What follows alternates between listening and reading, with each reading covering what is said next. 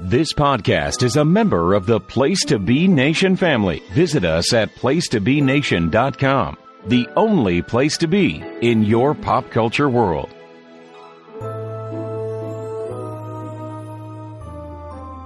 Place to Be Nation. Welcome back to another wonderful edition of Bells with Books. I, of course, am your host, Miranda, and I'm never alone. This is a duo here, guys.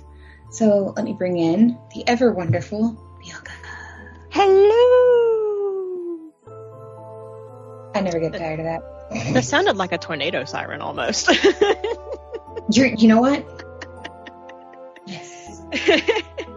Our sirens here, I think I've told you this before. Our tornado sirens, the first time I heard them in Europe. Oh, they're not just tornado sirens. They're like weather, whatever. It's the same, same back home. You and I call them tornado sirens. I think that's what most of the South calls them, but they do it for more than tornadoes, right? Yeah. They are terrifying here. Yeah, I saw a TikTok a couple of years ago about it, and I sent it to you. I was like, Miranda, what is this? Accurate. That's what it is. It was like the Purge. It literally sounds like the sirens from World War II, and they've never been updated. Like the raid sirens. Yeah, they literally sound like the raid sirens especially in Germany. They sound like it here too. And here too, they add these, like the ones that we have here in the village, they add this like clanging like bell with it. Oh, it's just, I'm like, the first time I heard it, it was terrifying. I'm not even gonna lie. I can imagine. And since like most of Europe is where World War II was fought, like I can just imagine like the PTSD all the older people get when it happens. Right. And I mean, not being like dumb American, but like we know those sounds as like World War I, World War II, and we immediately associate all the stuff that we've learned about. And so like the first time I heard it, I just kind of froze, and I was like, but like when no one, and it went off at like, it was like 3 a.m. But like when no one else in my building was concerned, because until our recent house, we've lived in like flats in Europe, and like no one else in the building was concerned or like getting up or going up and down the stairs. So I was like, okay, I go to sleep then. I could just go back to sleep. Like no one was concerned. I looked out the window. No one else in the village seemed to give a crap. So I was like, I guess we're fine then. Like, I guess if I don't wake up in the morning, then okay, that was that. I was terrified. So, well, besides that, have you had a good weekend? I guess. Last time my body had the bendies. This time it's got the not so great to me's. Like, yeah. Well, I have mostly been at the house this weekend. Brad's had, I don't want to say it's the plague. I really think it's just allergies. Yeah. But he's really been out of it. So I went and got my nails done. They were pretty. I like the color very much that you showed me. They're like a green sparkly, but it's like a pale green. What's funny is we have the same green right now, but yours is all sparkly. Yeah. No, I don't have the plague. I just ate something that my stomach was like, no, we don't like that. And all we're going to do is make your stomach hurt really bad for the, like, that's literally all it has been. Like, not that people want to hear that kind of stuff. It literally has just been stomach pain. Like, it's been nothing else but stomach pain. And I'm like, really? That's love the human body. It's great. It's great. It's fantastic. Listen, I have yet to understand it. I don't think I ever will. Never will. Like, one day you're over here, on 2 hours of sleep, and you just drank, you don't know how many Four Locos, and you really don't know, who you are or what you've done, and you're fine. You're fine. Everything's great. And the next day you take a sip of tea and turn your neck to the right, and you're dying. Like, it's like, damn, this is not the same body that used to drink all those Four Locos. It is not. It's not. When I think back, like when I was 18, 19, 20 years old, I would get like maybe 4 hours of sleep a night. Right. I'd work double shifts. I would go to school. Yeah. It was all hunky-dory. And now I'm like, if I don't get at least 7 hours a night, I hate the world the next day. Yes, if it's not 7 to 8 hours, 7 is still like, not good enough for me. Like, I need like 8 hours. Like, yeah, it's fantastic. And I'm with you. I'm thinking back on like, when I was a freshman in college, I went to school full time. I worked full time, and I was in the field partying full time too. I'd get like, there were literally nights I remember getting 30 to 45 minutes of like sleep and then getting up to shower to go to class. Yeah. I don't know how I survived, but if I did that now, I'd be like, just cover me and just close the casket. Like, no, absolutely not. Somebody the other night asked Jerry and I if we would want to go to dinner. And we were like, oh, maybe. And we were like, what time? And they said, like, late. It was going to be at like 8 o'clock. And I looked at Jerry and I was like, ew. 8 o'clock. Who goes to dinner? Oh, we do have some friends, and that there's a lot of European people that eat dinner really, really late. Yeah, I have heard that, but like, yeah, but a late dinner to me is like 7. I don't even want to do dinner at 7. We've done it out of necessity. Like a few weekends ago, we wanted to go to that restaurant I sent you pictures of, the Korean thing. Yeah. They were like, we don't have anything until 7:30, and we were like, all right, well, it is what it is. That's, we're in the big city, and we really want to go here, so guess we're eating at 7:30. But normally I'm like, ew. What is that? Something else that has survived a really long time is The Great Gatsby by Mr. F. Scott Fitzgerald. It just turned 100. Jesus. I don't know how to feel about that. I don't either. Well, do you like The Great Gatsby? I do like The Great Gatsby a whole lot. I know you are not as big of a fan of some of the classics. You're indifferent. Yeah. But are you of the wheelhouse that maybe Mr. Fitzgerald did not write it and maybe Mrs. Fitzgerald wrote it? I'll say I haven't done enough research on the subject to form an opinion.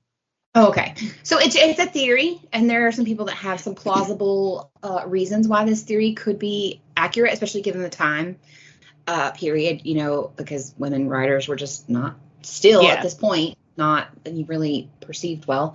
And I can buy the theory. I'll say that. I've done enough research that I can understand it, and I can buy it and say, okay, yeah, maybe.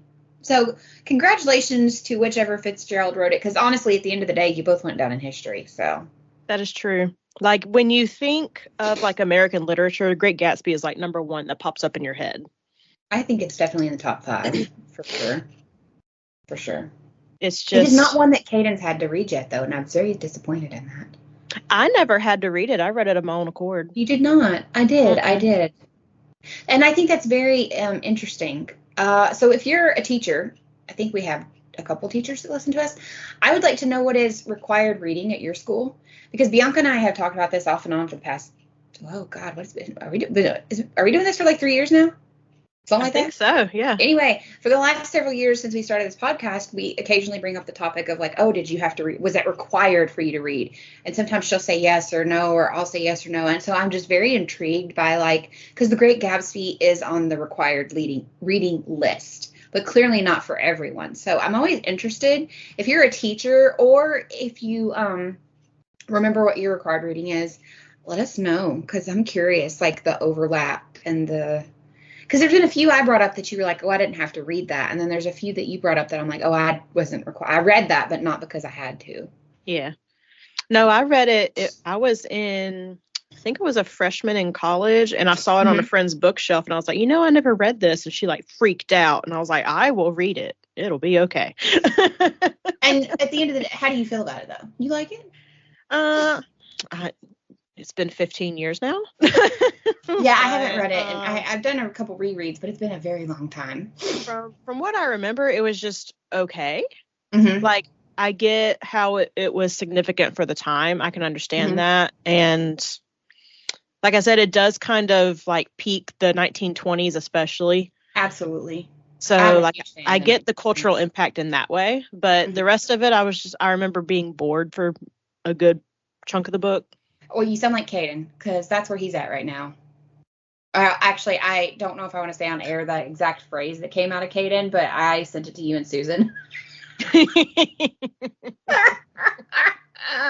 Well, because most of the book is just this dude pining over this girl that he can't have, and she's just playing him. Yeah, and I'm just like, will you just move on with your life? Caden, obviously, guys, if you couldn't tell, my son is having to read for his final senior year book. Like we're about to graduate. He's having to read Wuthering Heights, and he is like, and he's autistic as well, so he takes things very literal. We've talked about that on this show as well. And so he's like, oh my God, will this guy just get with it already? He even grasps it. He's like, what is his problem? He's so whiny. And I was like, well, you're not wrong.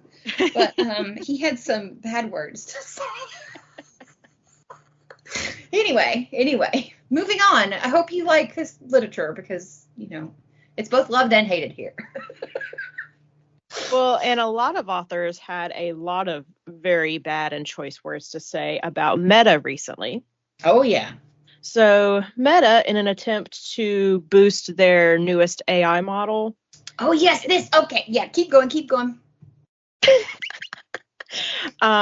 It needed to learn what good writing looks like so that it can kind of give out whatever it needs to for the prompts given to it. And so it skimmed a very, very popular database that I'm not going to name because I don't want to give it any credence. But it skimmed it. I'm sure people can guess. It stole thousands upon thousands upon thousands of books from this database, and the authors did not get any sort of credit for any of it. Because this is a very popular pirated database where PDFs and things can be uploaded. And it's not just like popular novels. It's also like academic essays and things that are written for magazine articles. It's literally, if it's been written, it's probably there. It's probably there. And instead of asking authors if they can either like use their works or pay them something for their works, they're just like, no, we're just going to steal it from this pirated database. And that's how we're going to train our AI. And now they are being sued by pretty much every author on the planet. Which is crazy. I'm reading this from Forbes. There's tons of articles everywhere, but I feel like Forbes is a fairly decent source, so that's what I'm using. Yeah. Court documents surfaced recently that stellar investigative reporting by someone at The Atlantic exposed how Meta did this. Basically sums it up. A senior Meta management recognized they urgently needed high quality content to populate its large language model. Books are actually more important than web data. Meta staff turned to this database that is home to more than 7.5 million pirated books and 81 million stolen research papers. And but then that just includes like everyday people's research papers that are, because a lot of people have to upload research papers online. Like, am I correct in that? Like, it's like you have research papers out there. Yeah, like, I'm pretty sure my stuff got skimmed for this. Is there a way for it to check? Like, is there a way to know? There is. Actually, Victoria Aveyard, one of my favorite authors, she posted somewhere on her socials. She posted a website where you could go and check. I just haven't done it yet. I had some sort of poem published because of something I did in like the 4th grade. I don't even know where this book exists. And I'm like, would mine be there? But again, I don't care because it was like one poem from the 4th grade. It's probably not that good. It was good among 4th graders, okay? But no, not now. But no, I wondered. I was thinking about that when I was reading about the research papers, and I was thinking of you and Susan, and I was like, oh my goodness. I haven't read any of the articles like you have, but I've seen a lot of content creators, especially author content creators, talking about this and how it affects everyone from indie authors to traditional published authors and what this could mean for the future. And I'm just kind of, I don't know how, I hate it. I will say that. I want to say I don't know how to feel because I don't understand the full implications of everything. I'm not saying like I'm dumb, but like, because for one thing, they violated copyright. That's true. That's true. Absolutely. So a lot of people are coming together for a major class action lawsuit alleging copyright infringement, which they have 100% right to do. They were not given any credit why or take the anything time for their to works. copyright it if people are just gonna, you know what I'm saying? Like, they took the time to actually put a copyright on their work, that they spent a long, hard time on it. So why? And then people are just gonna be like, copyright, that doesn't, what? No, that's not how that works. And then like, even like in the libraries, like we have extensive copyright training of what we can and cannot do, especially in an academic setting, because they're a little bit more lenient with academic stuff. But this is just way beyond anything. So I will be following this because I am very interested to see how all of this plays out. I don't know. I'm not, again, it's one of those, like, because we don't fully understand the repercussions just yet. I don't know how to feel, but I really feel like it's not good. Like, I just don't see how I understand the importance of AI, and I think there are some good things in it. I use it myself for my job. It helps me create lesson plans. But it has a lot of downfalls, and it has a lot of room for improvement, so that so it's not a harmful thing, I guess. Yeah. But overall, like, this is frustrating, and it scares me for what this means for the publishing world overall. Like, what does it mean for authors? Because are there going to be some authors that are like, their livelihood. Exactly. And, like, are they going to just look at us and be like, hey, I'm really sorry. I love my fans. I love giving you these stories, and I love what I do, but I can't do this anymore because, and I don't know. It just puts a whole lot on a question mark that I don't think it's fair to the authors. It's not fair to readers either. You know, improve your software. I understand it, but do it legally. Do it ethically. Right. Yeah, exactly. You know, listen, I know people break the ethics all the time, and I'm not for that, but, like, do it legally at least. You know what I'm saying? Like, well, in a little bit more. I can't wait to hear what you say. That's what I have to say. Lots of. To be fair, all I put in our notes was the meta scandal, and Miranda was like, "The meta scandal? What's going on?" Yeah, I was like, "Ooh, I want your reaction live." I wasn't realizing that you were talking about that, and then this is still my reaction fully. Yeah. So, okay, moving on. I'm getting heated. Like, literally, I'm getting hot. Like. Well, a bright spot is that book clubs are making a huge comeback literally around the world. Partly in thanks to, this comes from NBCnews.com. They have an article titled "The Hottest New Social Scene Might Be a Book Club." And it's just talking about how Gen Zs and millennials are kind of tired of everything in their life being on a screen. They want actual people interaction, to be with those who they share interests with. And book clubs are like the number one popular thing happening right now, just because reading has resurged primarily due to COVID. And a lot of these book clubs are also incorporating other hobbies, things to do in their book clubs. I've noticed a lot of the book talkers that I follow, both on our Bells page and then my personal page, they are young. They're younger. They're considered more like later, or like young millennials, or, you know, Gen Z. And I have noticed that they are doing things like, I'm throwing a book brunch, and we're going to make a craft, I organized a scholastic book, or not really that's what they're calling it, but I organized a book fair for all my friends. And it's very interesting to see that a lot of Gen Z kids, I don't want to say kids, they're not, you know what I mean? They are full-fledged adults. They are. Yeah, I was going to say not all of them. My kid, no, he's 18. Okay, never mind. A lot of Gen Zers, though, are bringing back, not just in book clubs, but I've noticed in Cadence Circle as well. Like, you're starting to see board game groups again. You know, things that died off because of COVID are now coming back. Board game groups, Magic the Gathering, Pokemon, even over here in Europe, same thing, like Pokemon tournaments, things like that go on pretty consistently. It's because people are inherently social creatures. We want to be with those that are like-minded. I think COVID taught us that too. I think we were all like, oh, I'm an introvert. It's great. And then like you were literally shut off from people and you were like, maybe I'm not. But you can still be an introvert and still want to be with people. Well, that's true. But I mean, I'm talking about the people that were like, oh, this will be great. I'll be fine at this. I'll be great. And then they were like, oh, maybe I do crave like in-person social interaction. Like, yeah. But I just thought it was really interesting. Like they talk about this one group that, along with their book clubs, they also go for a run either before or after. Oh, I didn't see that one. That's cool. It was, let me scroll. They have one that's called Book and Sip in Philadelphia, where they get together and talk about books. They also talk about their huge coffee people. So they talk about where the beans are from, how they roast them, how they're ground up, like all the intricacies that go into coffee. Love this. It's kind of it's like overlapping things. It's fantastic. I love it.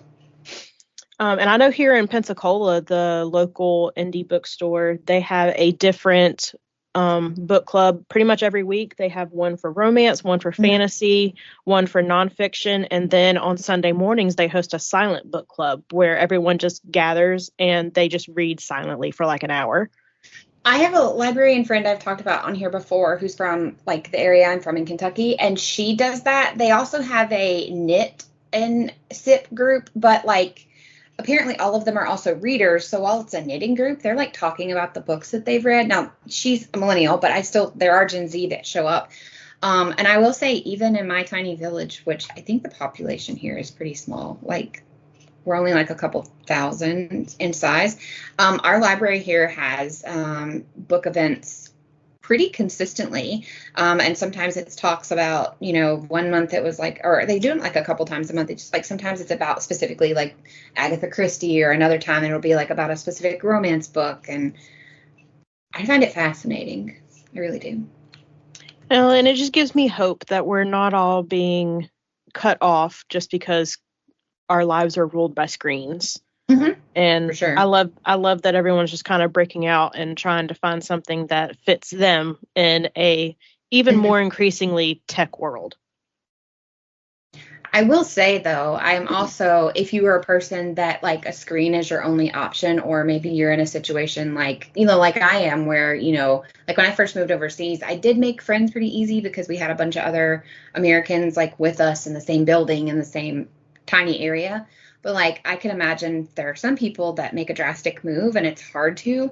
So if you're not in a position to like get out, I do know of a lot of book clubs that meet online. They're still on chat, seeing each other's face. So I definitely encourage you, if you're like, that's just still not where I am yet, there are options on the wide world of internet out there as well. So when I looked it up, we are less than 2,000 people in my tiny village. Ooh. 1,800 inhabitants. So that's basically just like a high school. Not mine. You're at a school. I'm at a school. You do see the same people at like every single event. Like I went to one yesterday and it was like, oh, ahoy. And so, yeah, you see the same people like every time. Yeah. But yeah.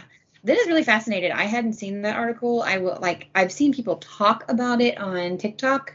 I did notice that I was scrolling this article that you provided that this has also been like good for Eventbrite, because they're posting of the event on Eventbrite to get like a count. Because I don't know if anybody knows this, but you can actually host an event on Eventbrite that's free. It doesn't have to, but that is, really cool. I'm going to fully read this article later, but I also, you may have been the one that sent this, but were you the one out of our group that sent the TikTok about also in regards to this, the people that are having like book weekends, like where they're renting like a cabin or an Airbnb somewhere and everyone is bringing food? I know I've seen it. I don't know if I'm the one who sent it or not, though. I don't remember. I've seen them off and on for years now, but there was one sent the other day where they planned it out, and I don't know if it was you or Kelly, or it was one of the girls. It was one of our little group. And I was like, when I finally go back, even if it's just for a visit, we have to do this. Because The lady like has rules for theirs though, and she's like during these hours and these hours, if you want to go have a conversation, you have to go do it quietly somewhere. But that the main goal during that time is sleep or read. Like that's it. And then they come together for different times throughout the day to like eat. You put your book down and you eat and you have a conversation. And at night they do like hot tub and a movie. But like the purpose is read while being near someone. Yeah. Which you and I've done that before. In our companion reading. Yeah, companion reading. Jerry and I do that. Opposite ends of the couch, reading different books. It's great. It's great. And we do have quite a few adaptations to talk about. First of all, we're going to talk about Sunrise on the Reaping. I've seen a lot of rumors, but I feel like this one is pretty legit. Elle Fanning has been offered the role of Effie. That's so perfect. Because Effie is just as good in Sunrise on the Reaping as she is in the rest of the series. And I was like, that is just chef's kiss. I haven't read it yet. Miranda. My book got lost. Like, I don't think I told you that. So it was being held in customs, and now it's just lost. So I'm just going to ask for my money back and get it on my Kindle. But I had bought like a special edition, so I'm not super happy. I don't blame you. Not super happy, but they did say they would, if we couldn't find it by a certain date, that they would refund me or send, because they don't have another one to send. Like, they don't have any more. And I was like, I'll take a refund. Well, just a heads up. Sunrise on the Reaping was probably the hardest hitting of all of the Hunger Game books for me. So what I will say is what I liked about this is we knew going into this book that we were getting a movie from it. Like we've known. Yeah. They announced it at the same time. Yeah, I remember that because didn't they? They announced Sunrise on the Reaping and Ballard at the same time, and they're like, oh, by the way, they're immediately getting movies. Like, just so you know, you're getting 2 books and 2 movies. Like, here you go. No, is it not? Okay. No. Listen, they just announced the book and the movie together. Oh, okay. Maybe that's what it was. The reason I thought that. But I think everyone has Suzanne had it lined up. She was like, let's get this gun. Listen, this woman knows what she's doing. She knows what the story she's trying to tell you. Like, get with it. And for those who, like Miranda, have not read it yet, you may think you know what happens with Haymitch's games just from reading about it and catching fire, but you do not. No, I actually was going into this going, I know Miss Suzanne. I know her. No, we don't. No, we don't. Yeah. But yeah, so Elle Fanning has been offered the role, and I really, really, really hope she takes it. I watched yesterday The Hating Game on Netflix. It is based on a book by Sally Thorne. Is that her name? Yes, Sally Thorne. Yeah. I haven't read the book, but I knew the basic premise of it. It's kind of like a modern day Pride and Prejudice. Mm-hmm. It was adorable. My book club read it once, and I did not participate that time for some reason. I don't remember why, but I didn't. But everyone loved it. It was cute. It was very cute. It's a rom-com, but it still had it's not like a 90s rom-com, if that makes sense, because it had some bad words in it. No, so I would not watch it with children. I've read one of her books before, and I would say I would recommend her. She writes a lot of rom-com, and she's really good. But it was kind of cheesy, but just if you keep that in mind, cheesy rom-com, if you're in the mood for that, go ahead and watch it. It's on Netflix right now. That's the one that's got Lucy Hale in it, isn't it? Yes. I love Lucy Hale. Let's see. Verity has officially wrapped filming. Yes. Anne Hathaway posted to her, I think it was her Instagram, a video of her fanning the book and then holding it close to her saying filming is wrapped. I was like, yes! But it's not coming out till next year. Yeah. Now we got post-production and all of those things and tour and yada, yada, yada. Yeah. In more Colleen Hoover news, Regretting You is coming out October 24th. And it has a pretty stacked cast. I hadn't paid attention to it. We have Allison Williams as Morgan, McKenna Grace as Clara, Dave Franco as Jonah, and Mason Timms. I don't know who that one is. He's the only one I was like, who is that? Trying to pull it up, and it's not cooperating with me and giving me something totally different, regretting you. And I'm like, okay, don't know. Oh, he's actually a trained dancer. Interesting. No, I have never seen this man before in my life. All I know is I just went to the homepage of IMDb so I could look up this movie, and I saw Skarsgård, and I'm like, hold the phone. What is he doing? Oh, he's going to be Hiccup in How to Train Your Dragon. He's also going to be Murderbot. He's going to be in the Murderbot series. Oh, well, he's got a lot of stuff coming out then. Listen, that's my Pattinson. Oh, I'm there. I will report back on Murderbot for science. But yeah, it's officially coming out October 24th in theaters. Let's see. We have I've got all my tabs up over here. Let me scroll back up. The Running Man by Stephen King, which was actually written under his pseudonym Richard Bachman. Mm-hmm. It's going to be hitting theaters November 7th, and it will be starring my other husband, Glenn Powell. That's great. I love Glenn Powell. This book was originally published under Richard Bachman, and the story is of a futuristic America and dystopian society set in the year 2025. Mm-hmm. It was previously adapted in 1987, starring Arnold Schwarzenegger. Yeah. I don't remember much about it. I remember seeing it, but I don't remember much about it. Interesting cast, though. Yeah. And then we have None of This Is True by Lisa Jewell is getting adapted at Netflix officially. Mm-hmm. I hadn't heard anything about that. I was like, because I loved that book. That was really It was good. Yeah. And then there's a bunch of other one here. I'm going to send you this link just in case you want to peruse it too, and you want to mention something, Miranda. Sure. But pretty much all of Emily Henry's books are getting adapted. People We Meet on Vacation, Beach Read, Book Lovers, Funny Story. I've still not read a single Emily Henry. You're killing me. You're killing me. I'm sorry. But this article is from Deadline. Mm-hmm. It's just talking about all of the movies adaptations that are coming out in the next year. Which I didn't know this, but there's 2 different Frankenstein adaptations. One with Maggie Gyllenhaal called The Bride is coming to theaters in September, but then we're also getting Guillermo del Toro's version on Netflix. Which you and I did briefly talk about that one. If it's Guillermo del Toro, sign me up. I'm there. That's the one that has Oscar Isaac in it. Yes. Look, I'm a dark aesthetic girly, so pretty much if Guillermo del Toro, Tim Burton, I can keep going. There's a few that if they make it, I'm set. I'm there. Yeah, there's a lot of adaptations in the works. It's going to be a good year. Oh, there's another Lisa Jewell, it looks like. Yes, then her she other was one. Gone?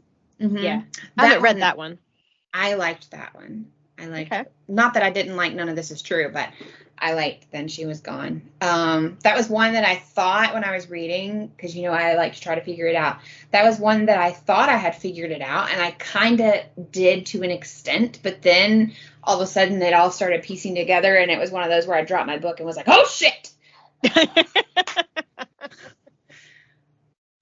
So I recommend it.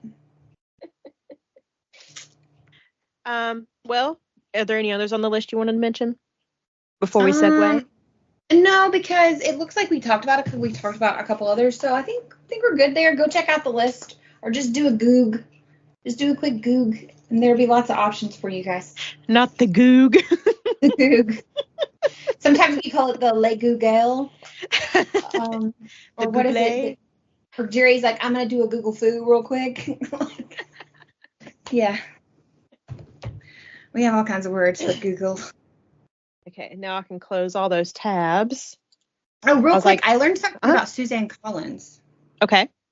did not know this, and maybe you knew this and you were going to be like, Randa, what rock were you living under? And I'm going to be like, I'm sorry.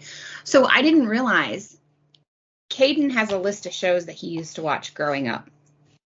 And a few of those are Wow Wow Wubsy, Little Bear, what was the other one? It was, Wow Wow Wubsy and Little Bear, and then Oswald. And I grew up watching Clarissa Explains It All. I did not know that Miss One Suzanne Collins was a writer on all of those. Yep. She started out in children's television. Yeah. She's also written several like children's books.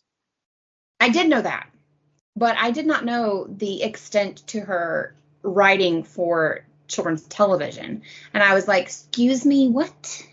Yeah, because I grew up with Little Bear, and when I found out she did Little Bear, I was like, this is the woman who wrote The Hunger Games? Yeah, Little Bear's been going on since like a hot minute. Yeah, like 1995, I think. Like, I think I was still young when it came out, but I remember my little brother was 5 years younger than me, so he watched it, and then it was still on when Caden, and it's still running now. My nephew watches it. Oh, is it? I didn't know that. Yeah, it's still on now. I don't know if it's new, but they're still showing it at least, because it's very calming, and my nephew really likes that. And then I don't know if you ever watched Oswald. That didn't come out until you and I were like, it came out when I was in high school, but it's also very calming. So for anyone that has like little ones. Is that the one about the octopus? Yes, he's the little octopus, and he has all the friends, and they go do different things all day. And Fred Savage, it came out in 2001. 2001, yeah. I was in high school, so I was like babysitting then. So I still, But I was like, excuse me, I did not know this. And then I grew up with Clarissa. Like, that was my jam, and I didn't know she was a writer on that show. Yep. Like, fantastic. I knew if I didn't know, somebody else didn't know, so I had to say it. She's got a few different side quests going on. Yes, she does. She does. Which, I don't know if we mentioned this last time, but I wanted to mention it real quick. This happened on my birthday, and it made me sad because they didn't actually announce it until like a week or so later, and I've not really talked about it, but one of my favorite all-time authors, I have talked multiple times about Vampire Diaries, Secret Circle, all of those things on here and on TikTok. And the author, L.J. Smith, apparently passed away on my birthday on March 8th. And I was like, wow, I turned 40 and my favorite author died. That's, I'm sorry. Cool. Yeah. I was like, that's not cool. I'm glad I didn't find out on my birthday. But I will say, I think her family wanted a moment because it didn't come out until like a week. It was like a week or so later. But so I'm going to try to reread some of her works to like bring up that nostalgia feel I got when I first found her books. But very sad to hear that the publishing world has lost another legend who also wrote TV shows and stuff too. So, Yep. So sad. This month we are doing something a little bit different. We're going to talk about cookbooks. And you're probably thinking, what is there to talk about on cookbooks? And if you have ever sat down and actually like read a cookbook, there's either a narrative or a biography or stories that go along with the recipes. I mean, there are a lot that are just straight recipes. Absolutely, for sure. Yeah. But I've noticed. But the good ones, they have something else going on in them. Well, I've noticed in the last 10 years that most of them do. Most of them are telling you a story, kind of like a blog, like I complained about on TikTok the other day. Most of them do tell you some sort of story that goes along, like with how they came up with the recipe, or like, I think of when you and I first started talking about this, I really thought of like Pioneer Woman was like one of the first people that kind of did it, and that I can remember because I've been a connoisseur of cookbooks for quite some time now. I remember she would do it. The Barefoot Contessa would do it. Martha Stewart would do it. And if you want to throw it all the way back, Julia Childs. She would, yeah. But they were the ones that kind of like introduced this, like you can tell a story and provide this really beautiful step-by-step guide on how to cook something as well. And I actually prefer those kind of cookbooks. I think they're fantastic. I mean, there's a place for the ones that are like, okay, here's desserts. Here's the dessert section. Here's this section. But you can, in fact, read a cookbook. Yep. I've done a lot of talking, so I'm going to let you go first. You're going to let me go first? Okay. Yeah. I chose a cookbook that I actually mentioned picking up on a trip.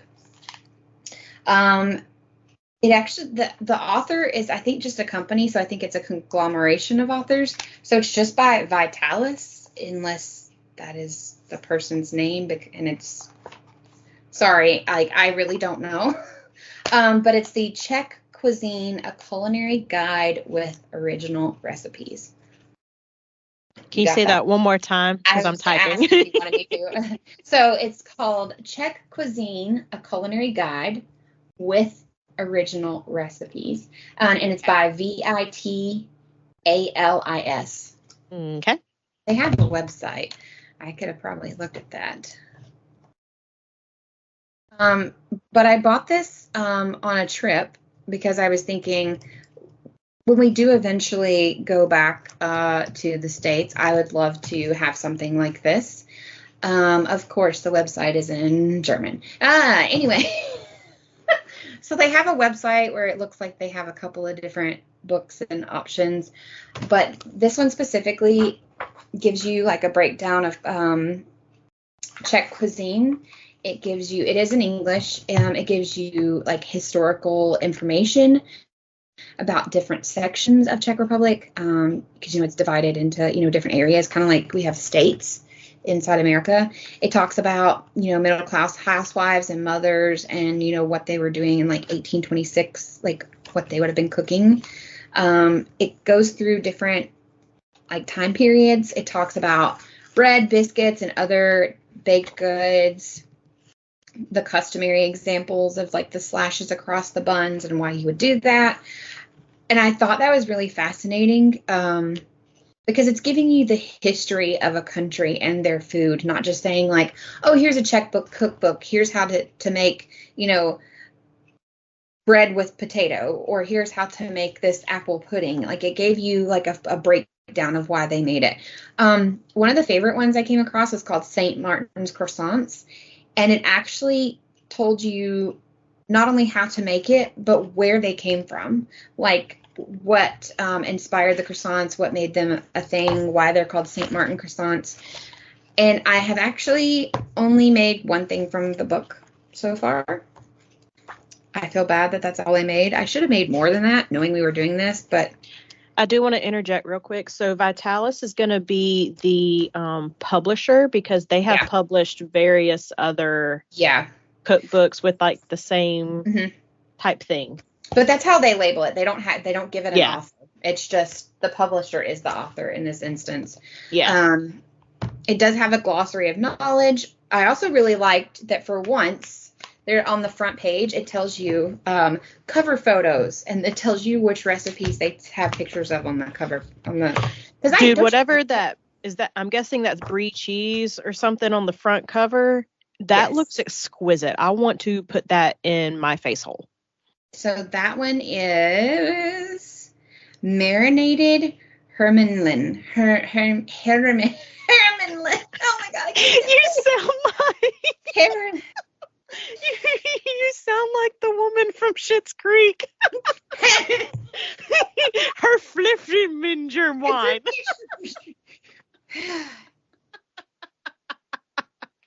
Hermanlin.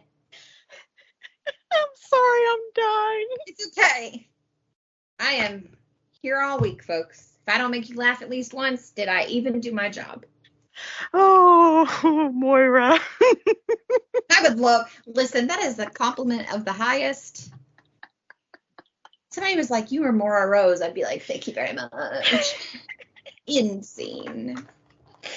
Okay, I'm sorry. Go ahead.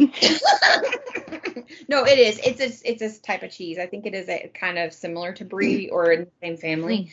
I will say the since you see that picture, the dumplings, I have not made those. They're plum dumplings, but I have had them at a restaurant.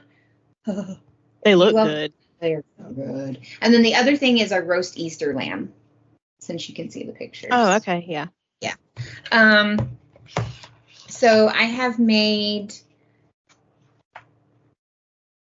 done a roast Easter lamb, but I didn't do this recipe. So I made a shredded pancake with forest fruits. Okay. And then I did a fish that was in here, like a fried fish. And they were both good, but that's all I've made out of here so far, but it's got a lot. If anybody is interested, if anybody wants to really try something out of this book. It even out of the two that you have made, does it give like the history or any background on that food?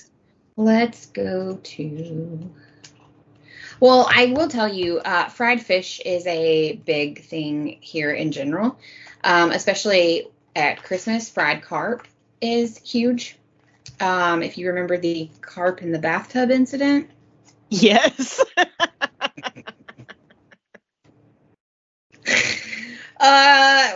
Then no, folks, I'm not joking. I had a literal carp in my bathtub. It's like, was it Joey on Friends who had the fish in the tub?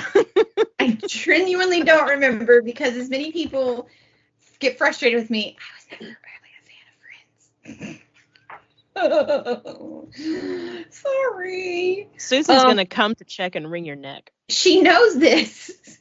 Because I think she foreshamed me.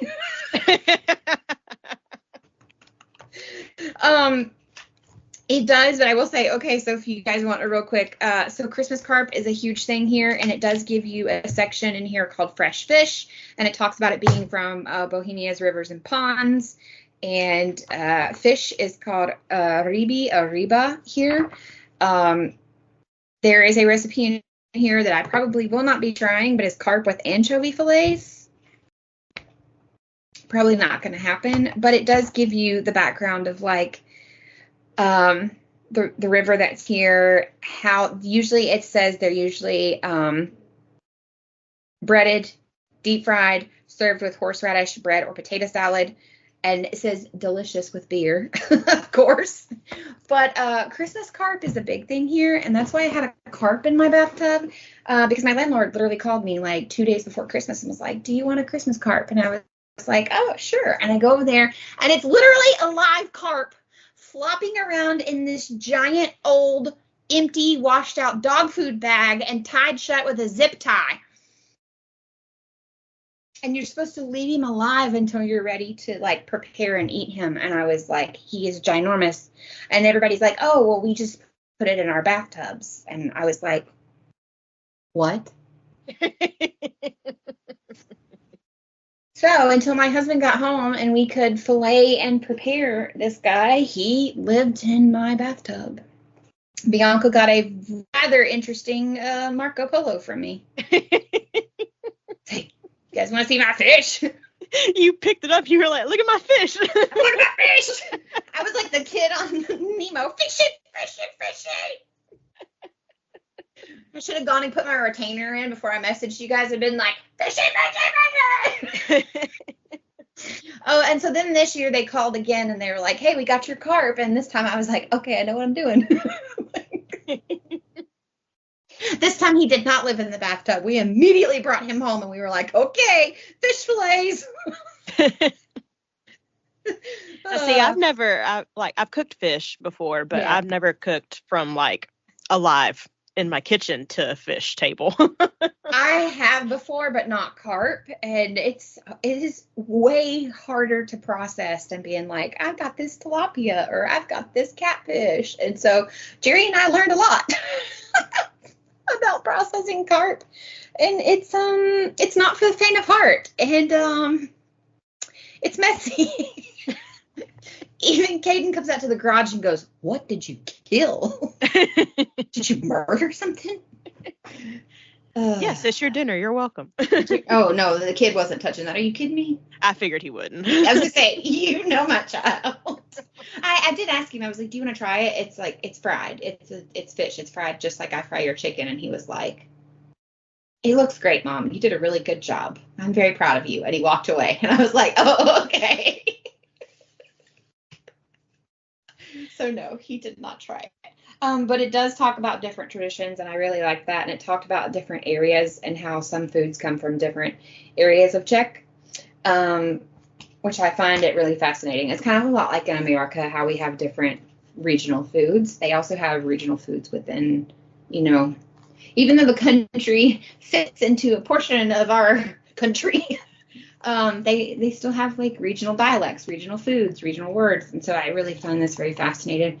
So I recommend it to anyone that is interested in Czech cuisine. You can learn the difference between halušky and, things like that, which I do love a good halušky. I've never made one, but I love it.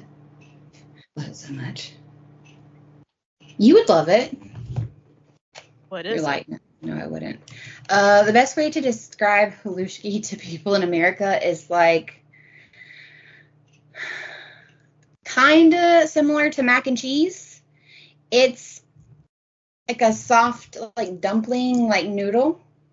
Okay. And sometimes it's prepared with like a cheese sauce. So like I said, kind of like macaroni and cheese. And then sometimes it's prepared with like sauerkraut and crispy fried bacon. Like you just have to read the menu and see like how they do it. But it's my favorite one is the one where they do it with like cottage cheese and a different kind of cheese and Brizendine cheese, and it's just like a sauce. Oh, and then they sprinkle usually like the crackly pieces of bacon over the top. Yeah, that sounds good. It's delicious. Fantastic. Highly recommend. I'll try almost anything once. Apparently not watermelon or avocado though. I've tried or them. Salmon. I just don't like them. Don't like them. I learned something new since we're talking about cookbooks. Bianca and I have been friends now for almost 10 years. I think. A decade. A decade, yeah. And the other day we were talking food as we do in one of our groups, and I was like, "Ooh, I should send you guys my recipe for this." And Bianca sends me like vomit faces, and I'm like, "What?" And she's like, "I don't like either of those things." And then I was like, "How have I been friends with you for this long? We've gone to dinner like a million times, and I didn't know this." And didn't you also say you don't do salmon either, right? Nah. I learned I don't like fishy fish. Well, salmon's not fishy. Yes, it is. Then people have never served you correct salmon if it's fishy. Should not be fishy. I like grouper. I like triggerfish. I like mahi. I think that's about the extent of my fish. Yeah. Salmon's probably my favorite fish, for sure. But if done correctly, I really like a good trout. Honestly, I don't think I've ever had trout. Or catfish. I'm from Kentucky. We eat lots of catfish. I love catfish. But that one can taste weird if not done right. Yeah. For sure. Well, I mean, I don't really have too much else to say about my cookbook other than I highly recommend. I can report back on more recipes because I'm really interested in making this pork cutlets with mushrooms. So, I mean, I plan to continue through this book for sure. And again, highly recommend it. It says, the tempting aromas of pork knuckle and roast sirloin drip up from the giant mountains and the Bohemian forest. So come on over and get yourself a little piece of Czech Republic in this Czech Cuisine, a culinary guide. What about you? What did you choose? I don't remember genuinely. I was stuck between three of them, and after I go over the one that I chose definitively, I'm going to honorable mention my other two. I think one of your other two, I said, I have that one as well, but I'll have to see when you get there. Yeah. This one, I am doing one of Joshua Weissman's cookbooks. This one's called an Unapologetic cookbook. It's the first one he did. Mm-hmm. I have both, but I love his first one.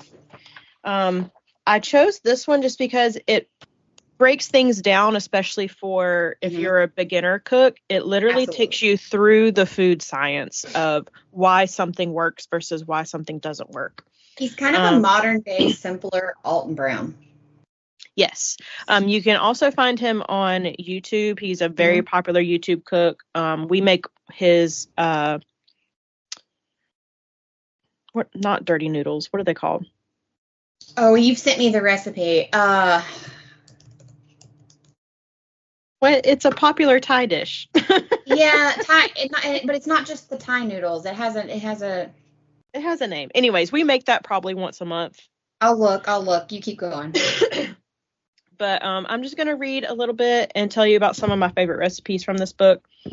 He starts with an introduction, and it's, of course, called an unapologetic introduction. It starts with cooking as an art form. It's expressive. It's one of those things that separates us human beings from some ordinary animal. It's also a very, very touchy subject for a lot of people in a lot of different ways.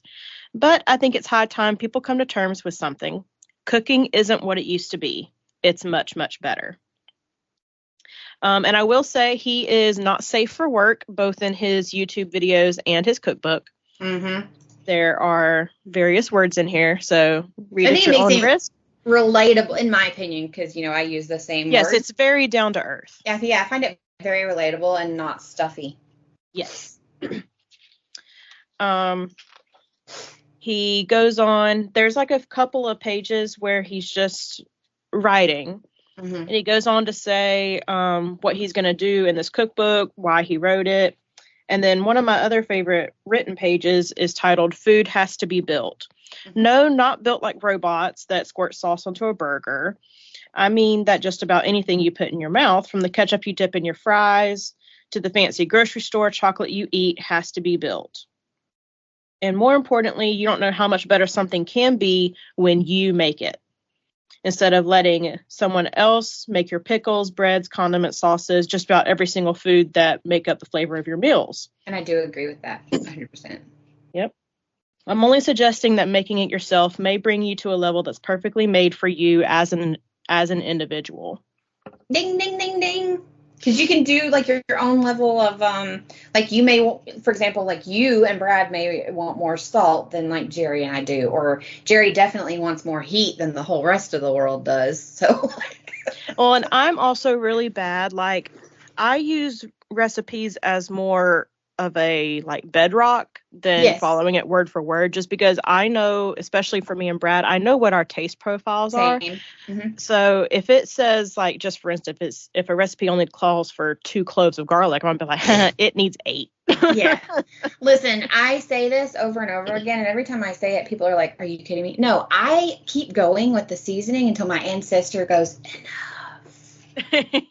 And then I'm like, okay. And with garlic, like, yes. When people are like, 1 clove of garlic, I'm like, are you a vampire? No. At least 4. At least 4. Come on now. So he starts his book. It's called Staples from Scratch. Mm-hmm. And he tells you breads and starches from scratch. And then he goes into what goes into making breads. He only goes over the basic 2, sourdough bread and commercially yeasted bread. Mm-hmm. He keeps it very simple, especially for new people that have never done it before. Then he goes into the equipment that you may need. The very, very basic ingredients. And then he goes into foundations applied.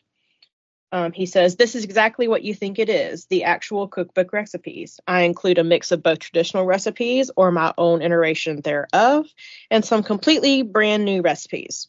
Most of them call for some of the staples you already have made when you look in the foundation section. So then we go to the foundation section. He starts off with pickled anything.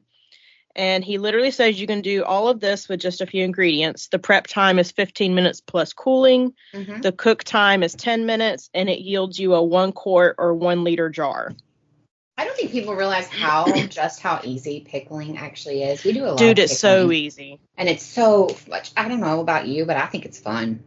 I pickled some red onions, and we literally just threw them out yesterday because we just... weren't going to use them anymore. We pickled red onions, and we had so many when we got done because we got so excited and we were making these, and then we realized how many jars we made. Yeah. Let me tell you what we did, and so many compliments, and it's not hard work. Like the guys that came out here and ate with us acted like I invented the wheel, and I didn't. We deep fried them. But why? Pickled, because we had so many. Oh, you mean like after you'd pickled them? Yeah, after we Okay, pickled them. okay. We had so many, and we had people I coming was like, over. why did you fry them before you pickled them? No. Like, we had so many jars of them, and we were like, this is getting out of hand. And we had people coming over, so Jerry was like, what if we fried these? Because we're getting out the fryer to do the chicken. What if we fried these? And I was like, okay. Good. Oh, my God. I couldn't stop eating them. They were, so next time you pickle red onions, fry some. Fry them up. Fry them up. It was accidental love. Then he also has a small section about fermenting vegetables, which I'm not a big fan of fermenting, so I kind of skipped that. But if you like to ferment stuff, it is there. He goes into jams. Making jams is very simple. Prep time is 30 minutes. Cook time is 30 minutes. And it gives you about a cup, depending on how much you use. Again, super simple. He goes into nut butters, various nut butters, almond butter, hazelnut butter, cashew butter, all that good stuff. Not as good. He goes into how to make stock out of literally anything. Beef stock, pork stock, chicken stock, dashi, faux broth. All of that good stuff, which I've never made dashi. I have not made dashi either, but I had to look up what all went into that. And then there was, how to use animal fats, and then unsalted butter, which a lot of people don't know this, and it like threw me off when it went like viral on TikTok. It's very easy to make your own butter. It's literally just heavy whipping cream. So easy to make your own butter. I remember we did this when Caden was in school as like I had done it in school as well, but like we did it as like a project to show them how easy you could make butter, and every kid got their own jar, and they just like kept shaking and shaking. Yeah. And then like a couple of us moms took toasters and we made a bunch of toast, and they got to eat their buttered toast. It was fantastic. But then he goes into different compound butters, which compound butter is just this fancy term of butter with stuff in it. Like the garlic.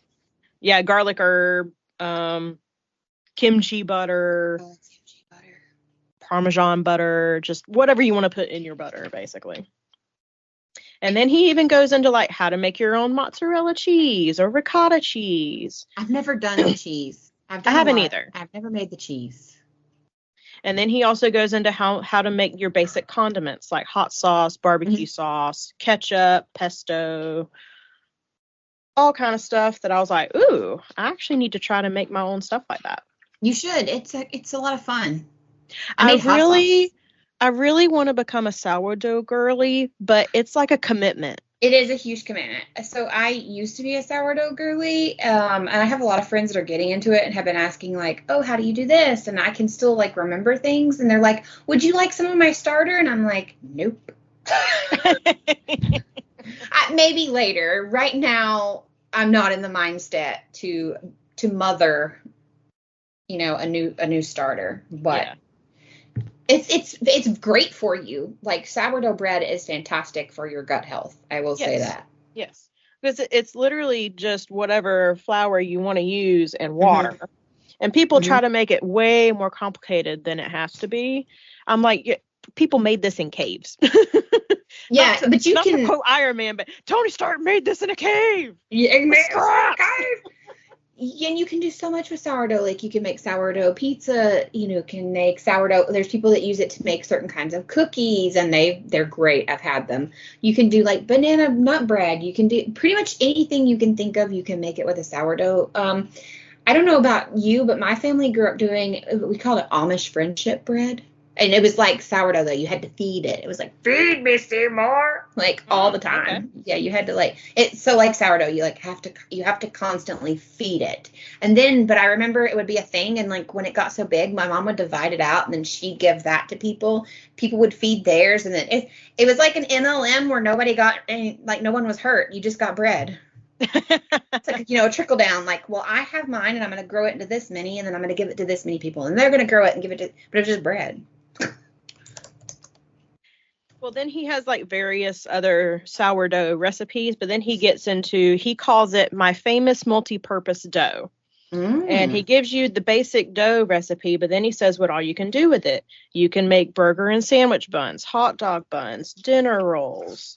He has a recipe for like regular loaf bread, Cubano bread.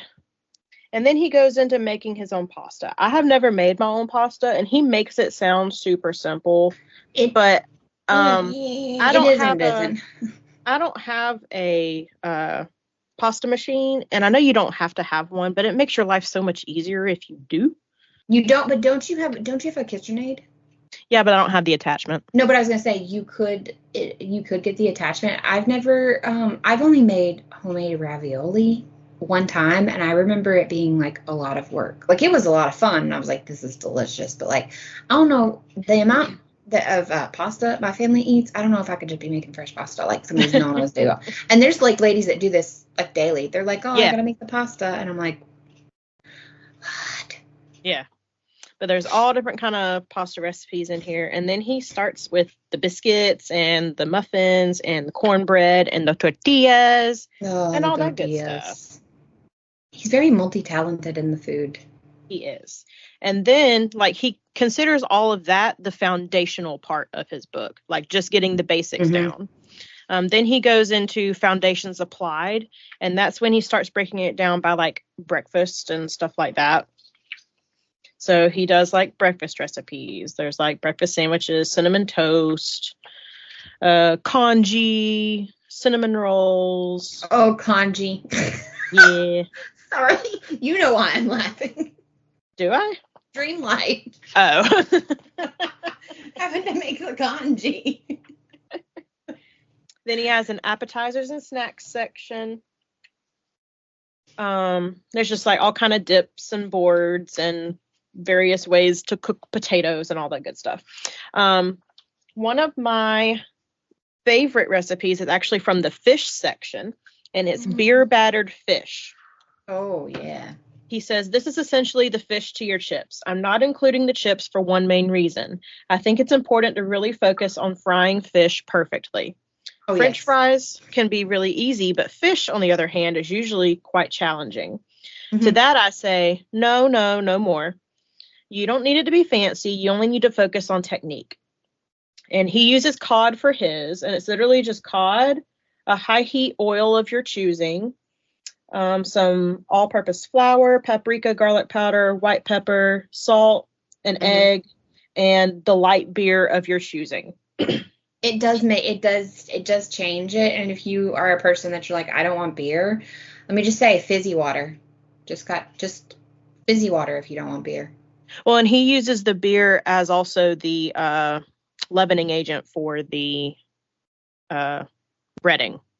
That's what I'm saying. If you don't want to use beer in your breading, you can. I have done it where I didn't have any beer and I didn't feel like going to get any, so I just used sparkling water. Yeah, that doesn't have yeast in it though. The beer has the yeast in it. It does, but if you don't necessarily have to have the yeast if you're just breading the fish. Yeah, but to make it like this, I'm saying you need the beer.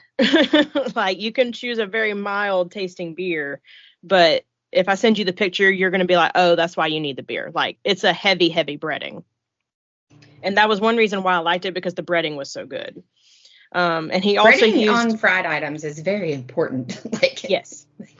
But then he also, when you flip the page, you get the basic one for the beer battered fish. But then on the next page, you have the fried fish tacos, which is what I made it with. Nice. And that, like, there's even grease on this page from where I made it. I was like, oh no, I ruined my book. No, you used it properly. But you put the fish on your tortillas, and there's a coleslaw recipe in here along with a crema recipe. I have made this probably like 5 times now. I absolutely love this. A picture of them. Another one that I have made, I have no idea. I send you food pictures all the time. I know. But I'm specifically remembering fish tacos because I really like fish tacos, so I remember this. Remind me to send you a picture of the recipe when we get done. Yes, please. Wait, no, I have that cookbook. I just need to go downstairs and get it. Oh, okay. Something else I have made from this cookbook is, he calls it Mom's Chicken Fried Steak. Yes, I made that one. It is delicious. Fantastic. You need about 45 minutes of prep time and then about 40 minutes of cook time. Mm-hmm. It is 4 tenderized cube steaks, buttermilk to soak the steaks in. You need saltine crackers, all-purpose flour, salt, a little bit of black pepper, and a high heat oil of your choice. And then he also goes into how to make the gravy, which is butter, flour, whole milk, and salt and pepper. A basic rule. And it was so good. And then I marked another one. I'm surprised. I wouldn't be surprised if you already made it. Of course, I have not made this because I don't like what's in it. But it's called a watermelon gazpacho. Yes. It is a soup. All gazpachos are soup. They're cold. They're cold soup. Yes. And I don't like watermelon. I also don't like cucumber. So I would never in a million years make this. You don't like cucumber either? Cucumber literally makes me nauseous. Like just the smell of a cucumber. They don't have a smell. That is a whole lie. Whole lie. My lord. So you definitely would hate watermelon pork tacos then, because it's literally the salad part is literally watermelon, cucumber, and avocado. Blech. Blech. Anyone else that would like the recipe, it's delicious. But the watermelon gazpacho it's 1 cucumber, 1 serrano chili, some watermelon, lime, salt, mint leaves. Oh, I can't have mint either. No. EVOO and Thai basil leaves. The picture's really pretty though. She's highly allergic to mint, boys and girls. It gives me ulcers. Doesn't your throat close up too? No, I just get mouth ulcers. I thought you also did the full, couldn't breathe thing. Nah. Listen, that's how I'm going to treat it to make sure that no one ever gives you mint. I appreciate that. He also has a small section of dessert in here. Mm-hmm. He's got one called the Simplest Chocolate Cake. It looks fantastic. I just haven't made it. It's fantastic. My friend, when we lived in Germany, so he and I both have the same cookbook, and he made the chocolate cake one night. Phenomenal. It looks good. It's so good. He's got a recipe for sticky buns. Let's see. Banana hot fudge sundae. Mm. There's all kind of toppings on that one. He's got one called the ultimate chocolate chip cookie, but I am very, very picky about cookies. I like my cookies thicker and more on the chewy side. And just from the picture, this is a thinner cookie. I like all cookies. I do not discriminate. Sometimes a thin, crunchy one is what you need. And other times you need a soft, ooey gooey, melt in my mouth. I have love for all the cookies. He also has a tiramisu recipe in here that looks really good. Tiramisu. And something called Russian tea cakes I have never heard of. Which to me just kind of looks like Turkish delight. I've just never heard of a Russian tea cake. No, okay, so it's a Mexican wedding cookie? Or a wedding cookie? Do you know what I'm talking about? Nope. I mean, I'm looking at the picture, but... I know, but I'm trying to equate it to... To me, it just looks like a powdered donut. So, it's not. We have them in the United States. They're usually referred to as a wedding cookie. It's it is a cookie, and it's got usually pecans or walnuts, I think, inside. And then it's rolled in powdered sugar. It's a little bit, some of them, again, it depends on the recipe. I've had them where they're crunchy when you bite into them. And then I've had them where they're softer as well. But they're usually they look kind of like a snowball.